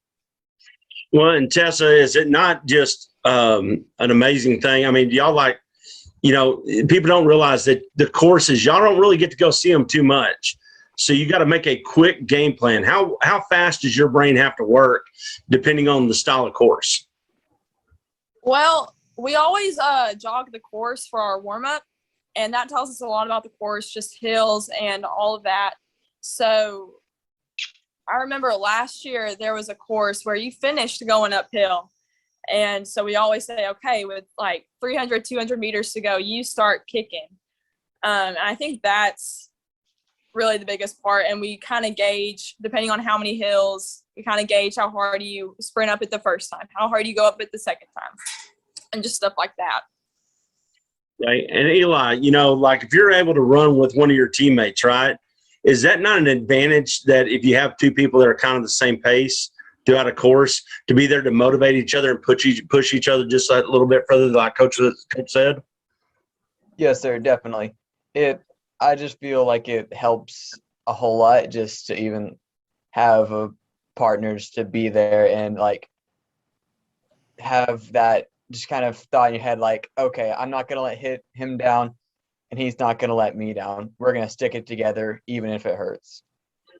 Well, and Emily, one of the weird things is, this is one of the things where you line up for a cross-country race, and it seems like there's just a herd of people. I mean, you got some pretty darn good – y'all all got some pretty darn good times here. Do y'all take the advantage of a little bit of extra speed off of that and try to break out? Or, do you have a game plan going into that starting gate? Well, usually, it's different for everybody, but I know I always try to get out in front so that way I don't get boxed in and I have room to kind of settle into my pace easier, because I know I've been in that position where I don't take off as fast as I needed to, and I get swallowed up, and it's really hard to get out. So, I always just try and go out as fast as I can and then settle in whenever everything kind of calms down. That's a pretty good, smart move. Coach De La Cruz, I know you got a big meet coming up that you're hosting this week, one of the biggest in the state. Do you want to give people the information about it, how they can come out and support and watch some of these fine athletes in Ellis County? Yes, sir. It's this Saturday coming up, August 21st. The first race starts at 7. That's the elite division. It's 7 o'clock varsity girls, 7:30 varsity boys, and going to 8 o'clock JV and 8:30 JV boys and JV girls, and then JV boys. And then after that, there's a 4A through 1A division, which will have, May Pearl, other small schools. And then there's a junior high division for those who are interested in that. And those usually start 11 and 11:30. And a lot of people don't really know what to expect out of a cross country race. And I think until they actually experience it a little bit, they'll understand a little bit more, because we are an individual sport, but also a team sport. And a lot of times you're right. A lot of people come for their specific runner, but in that case, if you go to a football game, a lot of them do that too. And I guess the exception is football games. You'll have people who are in part of the town that may never have kids anymore, and they'll still come out. But we have a lot of spectators out there. If you just come to one race, you'll have an idea. I mean, 1 year, like 2 years ago, because last year was COVID, we had over, I would say, 5,000 to 6,000 people, not including the runners, throughout that time. And it's really fun. It's a lot of curves and trees and a finish line that I think is one of the best in the state of Texas. And our coaching staff and our volunteers do a really good job putting it together. And our kids usually represent really well there. So I think it's one of the best in the state when it comes to just all the work that goes into it. And that includes everybody, the parents, the volunteers, the coaches. Our athletic department gives a lot of volunteers for us to go out there, security and stuff like that. So it's well done. So hopefully people get to go out and watch these kids, because these kids put a lot of work into this, and they deserve to be appreciated. Well, I want to congratulate all y'all on the hard work that you put in. We're going to see it pay off this season, I'm sure. Coach De La Cruz, thank you for, not only just the meet coming up, but all the great work you've done over the years there at the school. And can't see nothing but success for the Waxahachie Cross Country team. And look forward to seeing y'all on Saturday. We'll be out there. And so guess what, Ellis County? You need to get up and get out, have a little breakfast, come watch a little cross country, and have a good old time. Thank y'all for joining us tonight. Well, we appreciate you and everything y'all do. To belong begins here, among the few, the proud, the Marines. We'd like to welcome everybody in to the first annual Down Home Sports Prediction Show for our 2021-2022 football teams across the county. Now, how this is going to work is we're going to go from TAAPS all the way through 6A. We're going to break it up into 2 weeks. This week we've got TAAPS through 3A. Next week, 4A through 6A. And with me always is Tater, and joining us as well is Coach Ronnie Crumpton. We welcome you in. It's an honor for you to join our little prediction show. We got somebody with actual football knowledge instead of just us two up here talking about it. So we thank you so much for taking time and joining us this evening. Sure. And so, we're going to get it started, and we're going to go first with TAAPS 6-man, which is Division I/Division II in Ovilla Christian.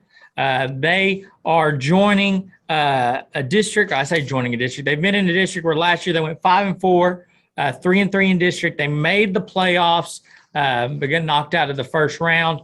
They're returning 14 lettermen, and they've got 4 starters on offense, 5 on defense coming back. Head coach Josh Johnson, we had him on about a month or so ago. And so I'm going to read down their schedule real quick. They'll kick things off against Fort Worth, THESA, then go Texoma Christian, Apple Springs, Keene, Live Oak, Fellowship Academy, Coram Dio Academy, Cornerstone Christian, Heritage Christian, and then round out the season with Vanguard College Prep. Coach, I'm going to turn it over to you. This was a young team, but Coach Johnson has quite a bit of returners coming back, and I think the one position that he's still looking for, though, is a QB. But otherwise, he says this is probably one of the most athletic teams he's got. What do you think about Ovilla Christian here to start 6A? Well, I mean, I think that they're probably going to be pretty good. I mean, we did whenever we did have them on the schedule, I know some things changed that they couldn't play each other this upcoming season. But, you know, with 4 starters on offense and 5 coming back on defense, and from what I know is spread back is going to be there, you know, having to find some someone to take over at QB, you know, that could be a challenge at times. But from what I understand, their spread back is pretty good. So, and with him being there and having the program established, I'm sure they're going to make that happen. So I expect them to be pretty competitive. Well, I just think Coach Johnson's got something cooking down there too. You know, he just kind of built. And I know they had a young man that took some time off this summer and was working out with the military. He's coming back for his senior season. That's kind of interesting me with, you know, what they've been able to do with him and the condition he's going to be in this coming season. Well, and they've also got an all-state honors returning to the defensive line in Micah Ward. Yeah. So like I said, they've got talent, and Coach Johnson, we're really saying praises on Ward, being an all-around athlete, Yeah. probably one of the most athletic kids he's had.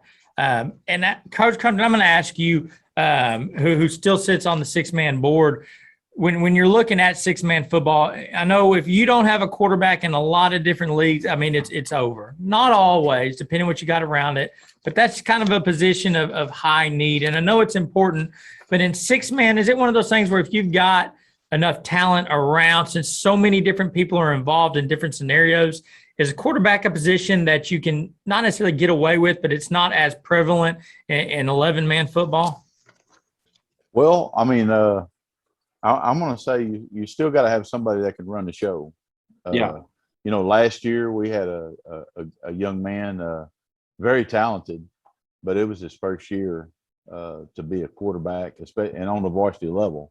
And, you know, he struggled at times. But, I mean, I you know, not getting ahead of things, I expect him to be, you know, even better this year because of the experience. So, you know, you gotta have somebody that's one that's, you know, knowledgeable, that knows what the coach is trying to do and what he wants to get accomplished.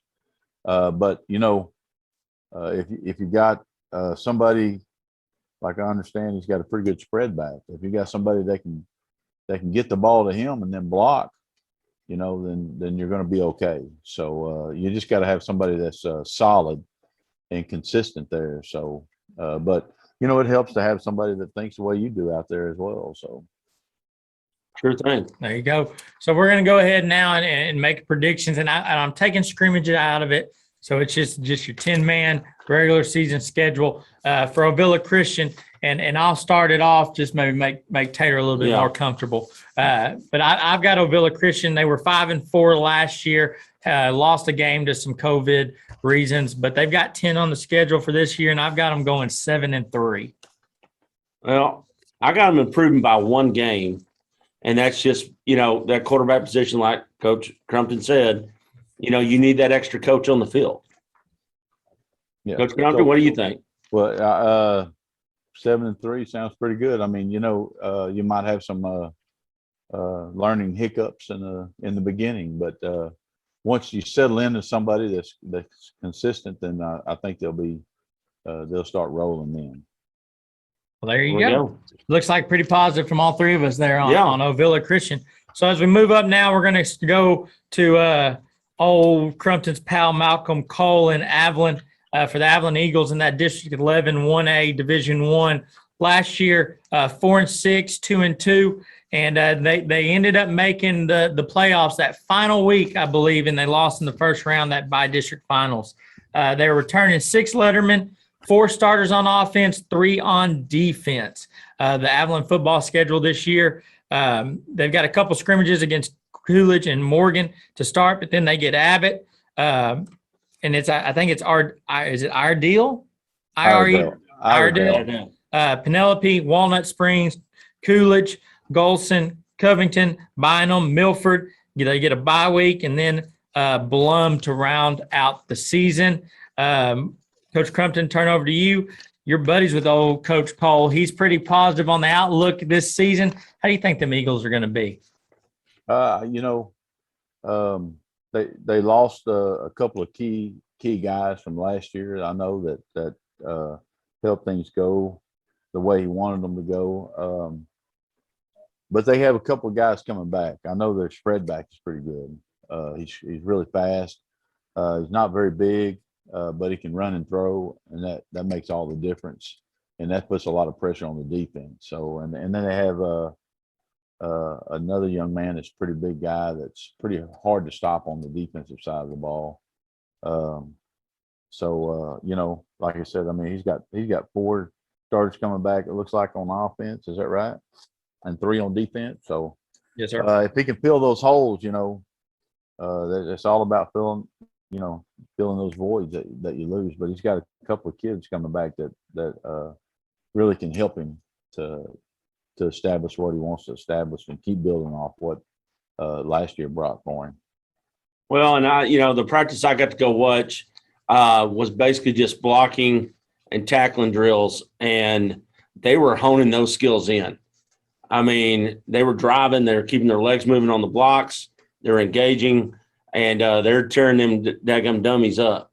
Coach Cole's out there really emphasizing how to bring people down, because they are a little bit of a smaller team, right, Coach? Yeah. And if you can wrap them up good and get them to a 2-yard gain, and that's it, that's not bad. I haven't been down there. I like what I saw. Awesome. And I guess part of it too, and you can speak to this, Coach Crumpton. Coach Cole's been doing this for a long time, and so it's got to help having a coach like that at the helm as well. Oh yeah, and he, and playing the game, he played the game as well. So that'll help, and I think the longer you are in some place, the more consistent you can be as a program. So, I mean, he's been there a while, so they know what he expects, and so, I mean, they don't have that challenge ahead of them. We'll get now to the record prediction here for Avalon. I'll let Tater take it this time. I'm going to tell you right now, it's going to come to me. It comes down to what that one game against Blum toward the end.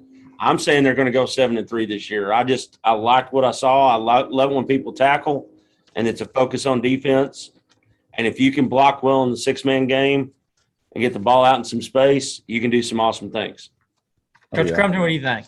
I think, last year they went 4-6. I think you can look at 6-4, 7-3, somewhere in there.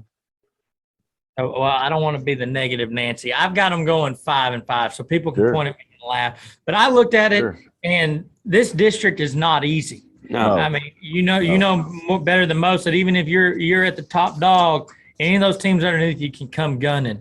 And I think they've got a very, very tough schedule. And I know it was 4-6 last year. Even with the improvement, I think Milford's improved. Blum's good. Bynum will be good. Covington's improved. So I just think it's going to be a tough schedule, and I could see them going 5-5 on the year. And that doesn't mean in district they could be 3-1. I mean, for all I know, but that's where I got them going. Right. So we're going to move over now to the Milford Bulldogs. And last year, 2-6, 2-2 in districts, finished strong.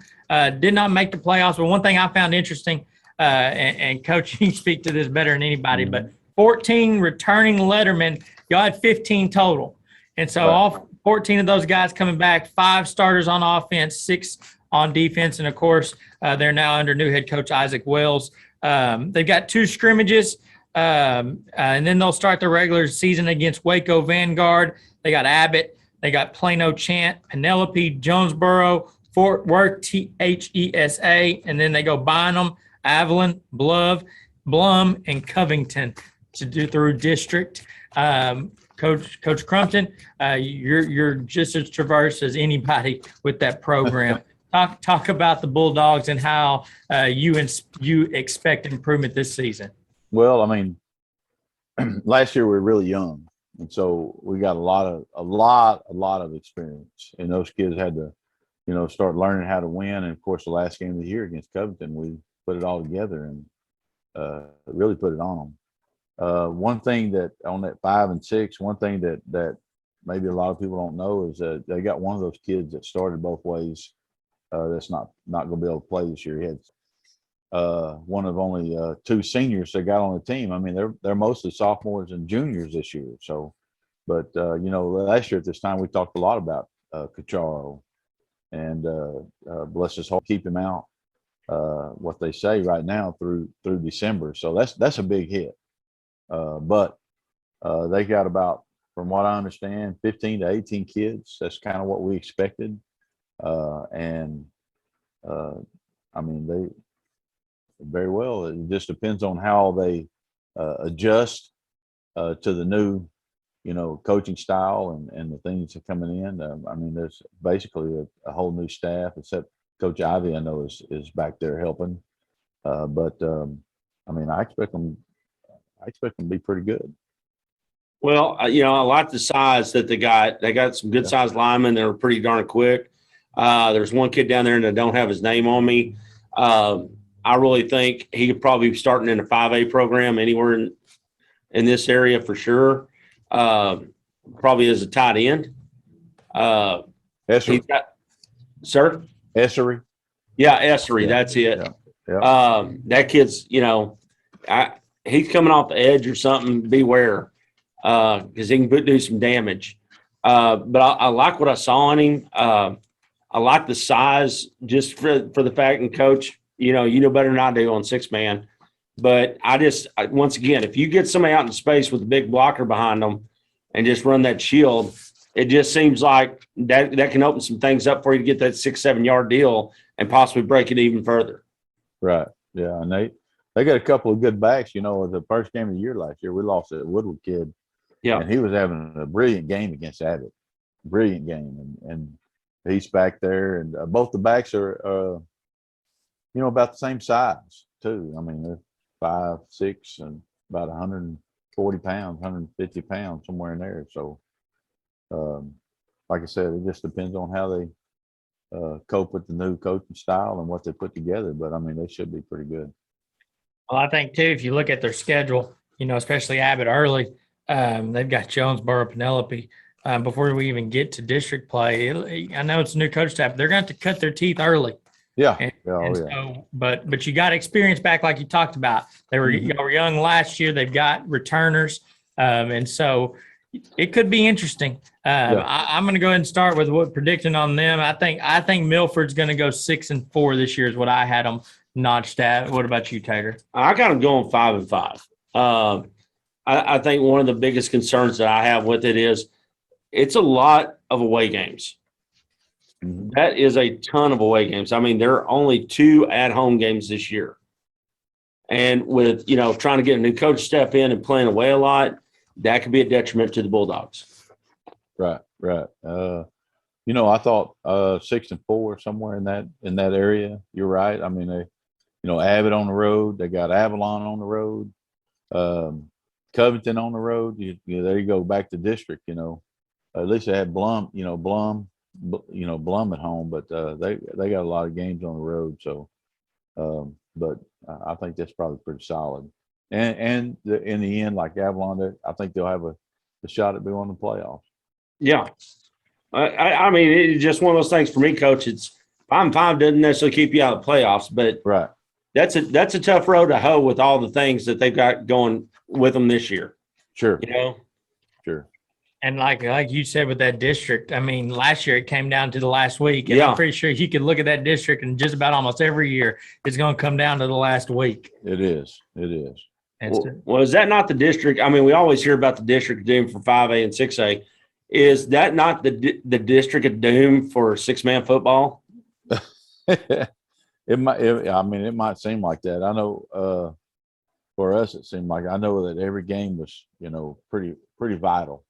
When we played Bynum, they had their best kid got hurt last year when we played them. And that was a first district game. So if that kid stays healthy, then who knows what happens in those other ball games as well. Because, I mean, once again, we're talking about a spread back. We're talking about an athlete, somebody that can put pressure on the defense. And, a lot of times it's hard to game plan for those guys because everybody's different, So, yeah, it's a pretty tough district. Oh, yeah. Well, we're moving on to another team on the south side of Ellis County.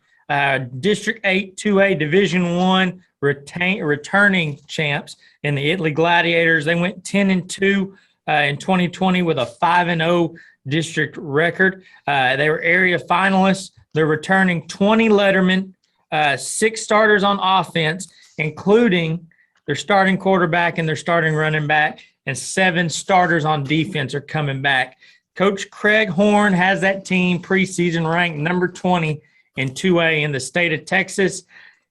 I think he's got something solid to kick off with. Their schedule goes A+ Academy, followed by Chilton, Rice, Mildred, Mart, Marlin, Kearns, Axtell, Cayuga, and then finish the season at Dawson. Tater, I'll go to you first this time. The Jadens down in there in Italy. How do you think the Gladiators are going to fare this year? Well, you know, I'm always, when it comes to 11-man, it doesn't matter what kind of football to me, I'm going to talk about where the brisket hits the blacktop, and that's the offensive line first and foremost. Coach has, you know, a couple of guys coming back. He's got one of the best offensive linemen that he's had in years over there. De La Hoya. You know, that kid's as solid as anybody else. Not big, but the kid plays big. You know, I mean, he plays probably 4 inches taller and 100 pounds, but with that same speed, he's impressive as all get out. They showed some things during practice, and you know they've got a leader in the backfield in the quarterback position. And I mean, Jalen, to us, and you'll see it later on in the show, we did a little video with him, and I tell you what, his goal is to be the number 1 player to ever go through Italy, and he has a chance to do that this year. Coach Crumpton, what do you think about the Gladiators down there in Italy? Well, first off, you know, Coach Horn's always been good to me. Whenever we needed to practice, place to go and work out, he's always allowed us to come over there, even when they're practicing. I thought that was always odd, but he was always willing to lend a hand. You know, their tailback that they have over there, you know, he played for me as a freshman over at Milford. So I know that he's got some strength to him, some size, and has enjoyed some good years over there. And like I said, you got a quarterback that's can run the show and has that kind of fire under him, and then somebody that you can you know, run behind. Well, that's a formula for success, and that's what they got going on over there is you know, success. So I mean, it sounds like they're going to build off that area finalists from last year. Well, when we talk about that back in Jaden Barr, 1,826 yards last year, 29 rushing TDs. Mm-hmm. Yeah, that sounds like somebody that's been in 6-man. And yeah, 6-man back. And they've got a linebacker as well who had 123 tackles last year coming back. Right. I just, like you said, it's almost one of those situations. I don't want to wish bad luck on them, but it's something has to go wrong for you to kind of fluff it up. Yeah. And he's got a pretty good situation going. Tater, I'll let you kick off. What you got record-wise down there in Italy? Well, I will never give anybody a perfect record because 10 games in a row is tough in high school football because you never know what's going to happen. I'm going to go 9-1 on the season, though. And I'll go ahead and say it. That's 3 deep in the playoffs for me. Well, and I'm going to veer from him because I'm not scared. We saw one team go undefeated in Ellis County last year in Ennis, and they got bounced in the second round. Like I said, it gets tough. But looking at their schedule, I've got Italy going 10-0 this season. I'll put that out there. I was thinking 9-1. So, I mean, there's one on there that really stands out that's always tough, but at least it looks like they have them at home. So, yeah. Well, I tell you, that, you know, that's the thing that I've been seeing though lately, Coach, in Ellis County, and maybe you can speak to this. Just the size and the speed of the players is getting even more than what we've seen in the past, and we've had some great athletes come through here over time. Oh yeah, I've noticed that all the way around. Bigger, faster, stronger. I also say that's why more people are getting hurt. You know? I mean, because the kids are bigger, faster, and stronger. And so, well, we look forward to seeing what them Gladiators do. And I know 10-0. Y'all say 9-1. I'm pretty sure Coach Horn would be perfectly fine going 9-1. Yeah. During the regular. I think he'd rather go 9-1 with nobody hurt Right. than 10-0 with somebody with an injury. Right. And so, well, we're going to switch over now to District 7 3A Division 2, going to the northeast side of the county for the Palmer Bulldogs. And they went 9-2 last year, 5-1 in district play. They're on a little bit of a run. I think they've made the playoffs now 3 straight years. Yep. They had a district run of going undefeated. If they'd have went 6-0, it'd have been, I think, pushing almost 30 games. Yeah. But they got beat out first round. They returned 13 lettermen. This is where it gets kind of iffy, but they got 2 starters back on offense, but they get 5 back on defense. But Coach Don Waddle is still there, still the constant. Their schedule, they've got 2 scrimmages, Ferris and Valley Mills, which the Ferris one has already passed us. But they'll play Kemp, Grand Saline, Bosqueville, Groesbeck, and then open up district with Rice, Mildred, Edgewood, Scurry Rosser, Blooming Grove, and then Gateway. Coach Crumpton, what do you think about the Coach Waddle-led Palmer Bulldogs? Well, I mean, Coach Waddle's been there a while, hasn't he? Yeah. So, I mean, you know, that offers a lot in itself. And so, you know, with only 2 coming back on offense, that's going to make things a little tough. I don't know what they did JV wise, but I did read where they have I think it's Lopez kid that's supposed to be the MVP of the district. So, I mean, a lot of times when you have kids like that coming back, kids and you're consistent in your program, then they rally around there and they just fill the void. So they've obviously they've built a tradition the last few years on knowing how to win and how to get it done. So I mean, I don't expect them to do anything different. Well, you talk about Lopez, and he's running back, defensive back. He is the reigning district MVP. Look to claim that title again. But one thing that sticks out to me, and Tater, you saw that game, that scrimmage against Ferris. They have a quarterback battle right now, which I think throws question marks. Just because when you're still trying to figure out, when you lose your starter to graduation, you're figuring out to figure that hole between Williamson and Verbra. What did you see the other night? How do you think that situation is going to take care of itself? Well, I just think, you know, offensive line's the last thing that comes together on any football team is your blocking. And they got a little work to do on the interior side to save a young man's life out there. But I know what Coach Waddle can do with the running back like he's got. And he can be pretty darn creative. I think it's just how much can they keep other teams off balance. You know, I think you're going to see a little bit more screens, a couple more draws this year than what you probably would have seen in the past.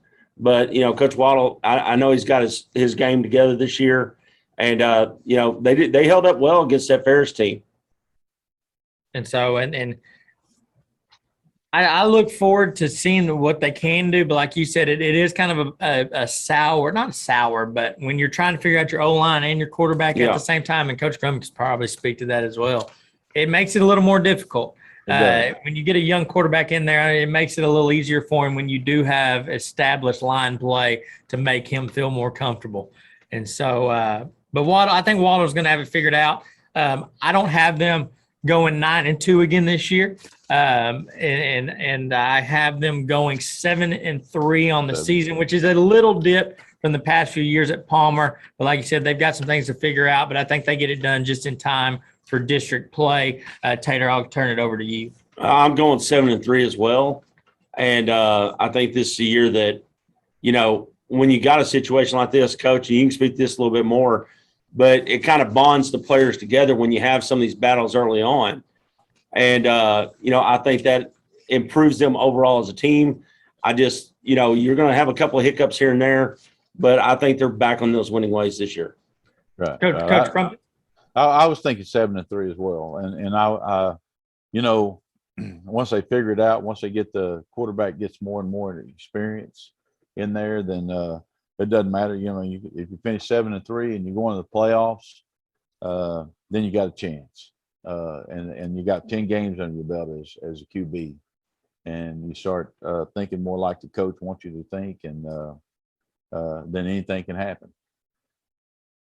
There you go. We're moving on now to District 7-3A Division 1. The Mate Pearl Panthers. Coach Reapy had those guys, and it was a young team last year, if you remember, Yeah. Tater. And he was very keen to point that out to us, that he had a young squad, but he took them to 7-4, 3-3 in district play. They had a playoff berth. They did not make it out of the first round, but they're returning 12 lettermen, 5 starters on offense, 8 starters on defense. Sam Reapy has got almost a full defense back stack that played under him.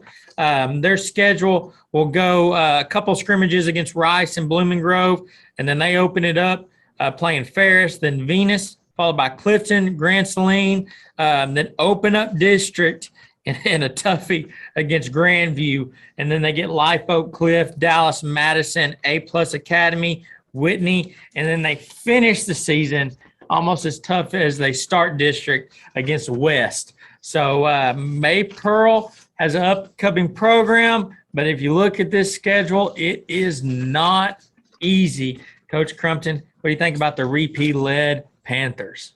Oh yeah, I was looking at that schedule and I was like, man, it's pretty tough. Going to be battle tested, right? I mean, 8 starters coming back on defense. I mean that helps because you got guys that's been out there and with filling the void on the other side. And I know that depth probably becomes a concern as well because what do we say? 12 returning lettermen.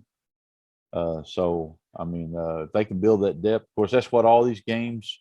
I always said that too. Scrimmages, preseason game. That's what you're trying to do. You're trying to build depth. And once again, I don't know what their JV schedule was like, but if they had a full slate of JV games and those kids were out there ready to play, a lot of times, well, not a lot of times, we know that that's how you keep your programs going. So, once they figure some things out and develop some depth, they're probably going to be okay. Well, and you got to remember too, last year down the stretch run, you lose Heath Raisler, one of your good wide receivers, but he's just an all-round player for them. And but he was really key in that defensive secondary for him. He's back, he's strong.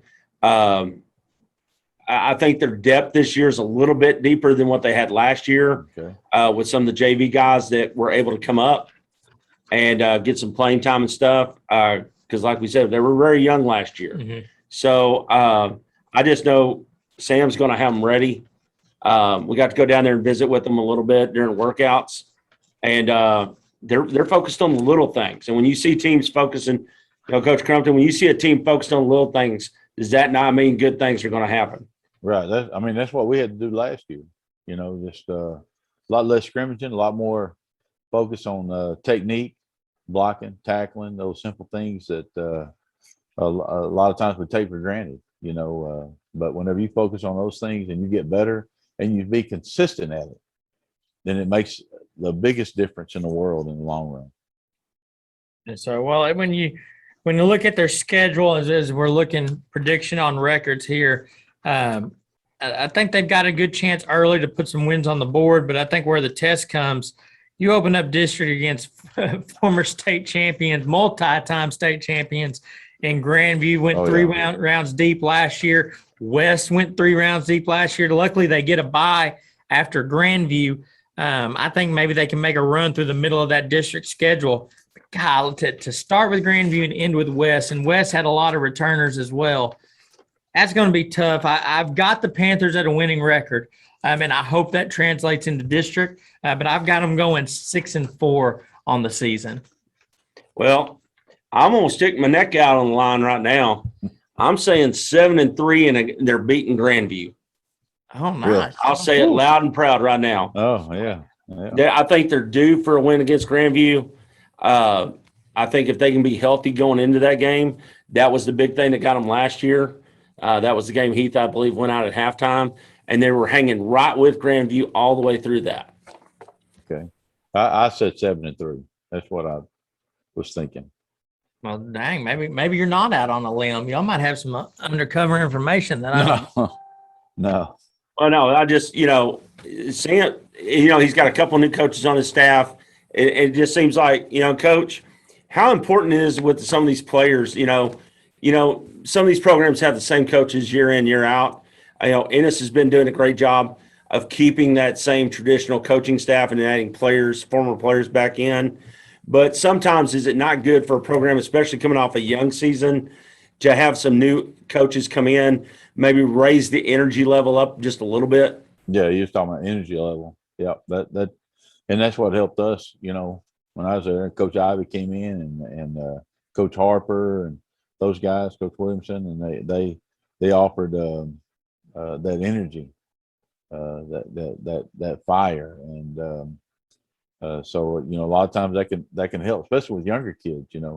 You get those older, experienced kids in there that they've been around the block a little bit. I mean, they know how to tend to business, but sometimes it takes a little bit of that to get them going. So yeah, I agree. Well, the other thing is that don't forget last year, Maypearl had one of the best kicking games in the county. Yeah. Okay. I believe their kicker scored, what was it, 20 points in a game? Mm-hmm. Something to that effect. I can't remember the exact number, but that helps. Yeah, I'll speak to that too. That helped us. When we had last year, we didn't have that. We had a kid as a freshman that was a all district first team, and then last year he didn't play. I mean, and starting about 10 years ago, we started having a good run on kickers, and that makes a difference. When you're getting those extra points and you're able to get field goals and things like that, and you're able to place the ball where you want it on special teams. I mean, that gives you the upper hand. Well, nobody talks about the kicking game unless you ain't got one. That's about the only time we hear about it. Right. But no, I mean, overall, I think as a county as a whole, I would say you see the general numbers are going to improve. But, Coach, you can speak to this as well. It's just, whatever is happening within Ellis County, we're getting alignments that are with some really stout teams that are hitting district schedules. Yeah, you're right. And that's you got to be ready. That's why we always in non-district. I mean, we always scheduled to get us ready. And sometimes people try to pad their stats and the one-loss records with teams they like to play. But I know over the years, the better you get, the more you got to reach out and find people, and only the better ones will play you. Which only makes you better in the long run. Exactly. And so, but I think to speak to that notion, I can speak for us, and I know Coach Crumpton, you got three honest guys here that are going to give our honest opinions on these records. And we go through it, and the lowest record we've had up to 3A from TAAPS to 3A is 5-5.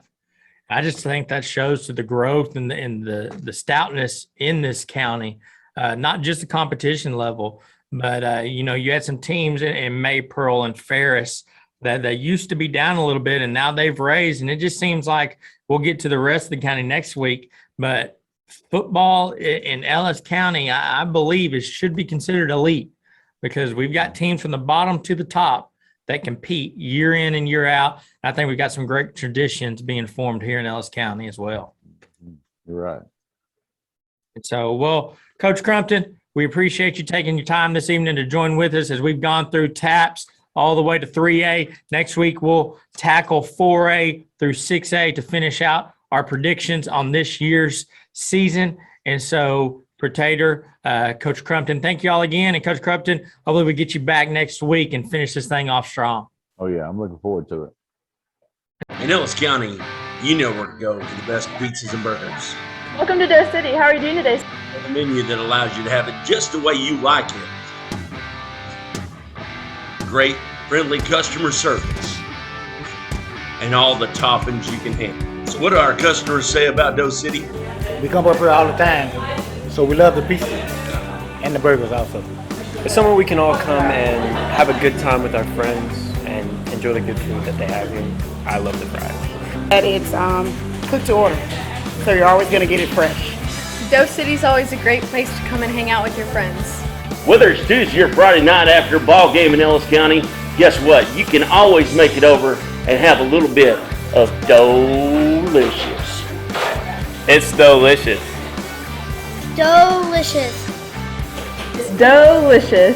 So come in or order out at Doe City Pizza and Burgers in Red Oak, Texas.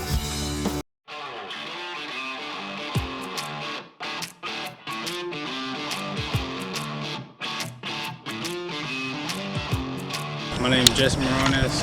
I'm a quarterback and a two-back, and I graduated in 2022. My name is Eric I play running back and safety.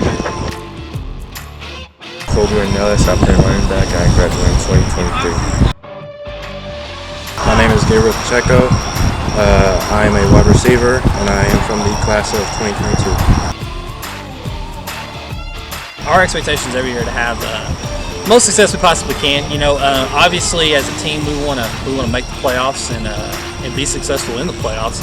I think early on, right now your goal is to obviously simple things, stay healthy, keep the kids in the best possible condition, get the kids in the best possible condition, get them ready to play the season.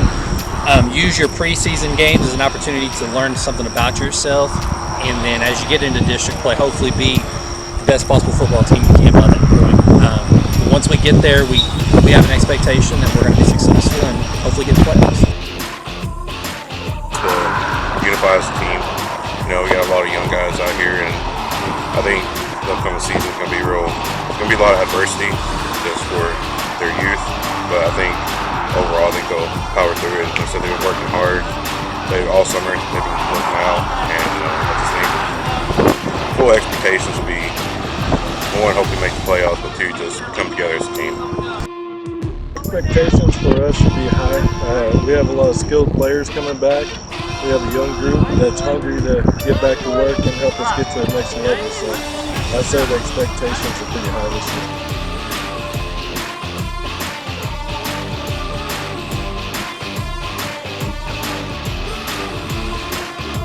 I have a coach over there that I've known for a really long time. I've seen him. He's been in high school when I was a little kid, and I always looked up to him. And you know, he's like an older brother to me. And you know, I love him so much. I'm glad that he came last year to come and be a coach for us. And for the people that are looking up to us, I hope they feel the same way I did to him. And maybe one day they can play high school for us. It means everything. It's an opportunity to go to state and get a ring.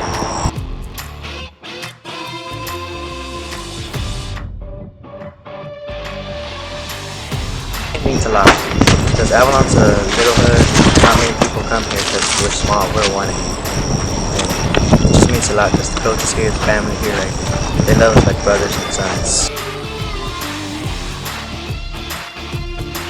It means a lot. It means you got a chip on your shoulder. It means you got to come out here every day and be great, be an example, be a leader, and play with heart.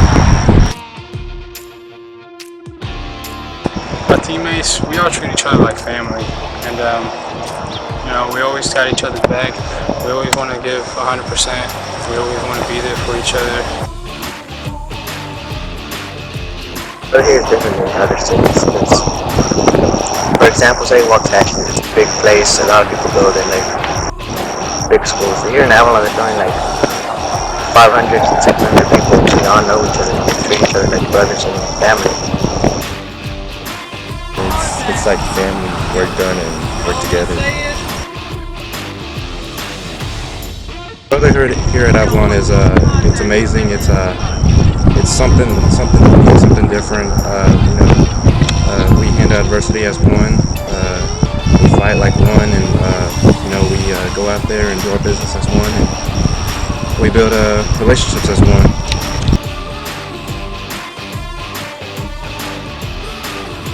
I'm really excited. Like I said, they've been working hard all summer. Attitudes are great. There's a lot of positivity in the locker room, positivity out here. These kids, they get up early every morning, and they're just ready to work. But I'm really excited to see what they do.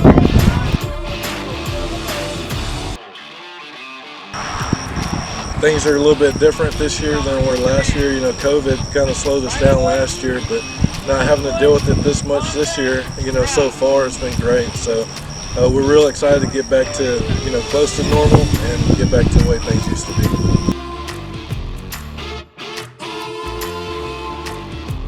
We got a great group of kids out here. I got a great group of coaches. This is a great day to be an Eagle. We're really excited about everything moving forward and looking forward to a great season.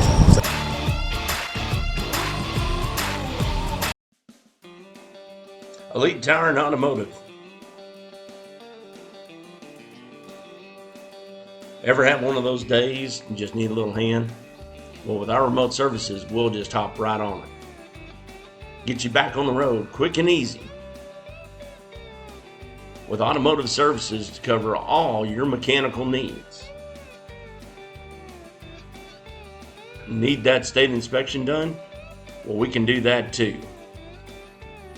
So roll on in and see a friendly face. Give us a call and we can be right on the spot to assist you. So trust the friendly folks down at Elite Tire and Automotive, 972-775-1055.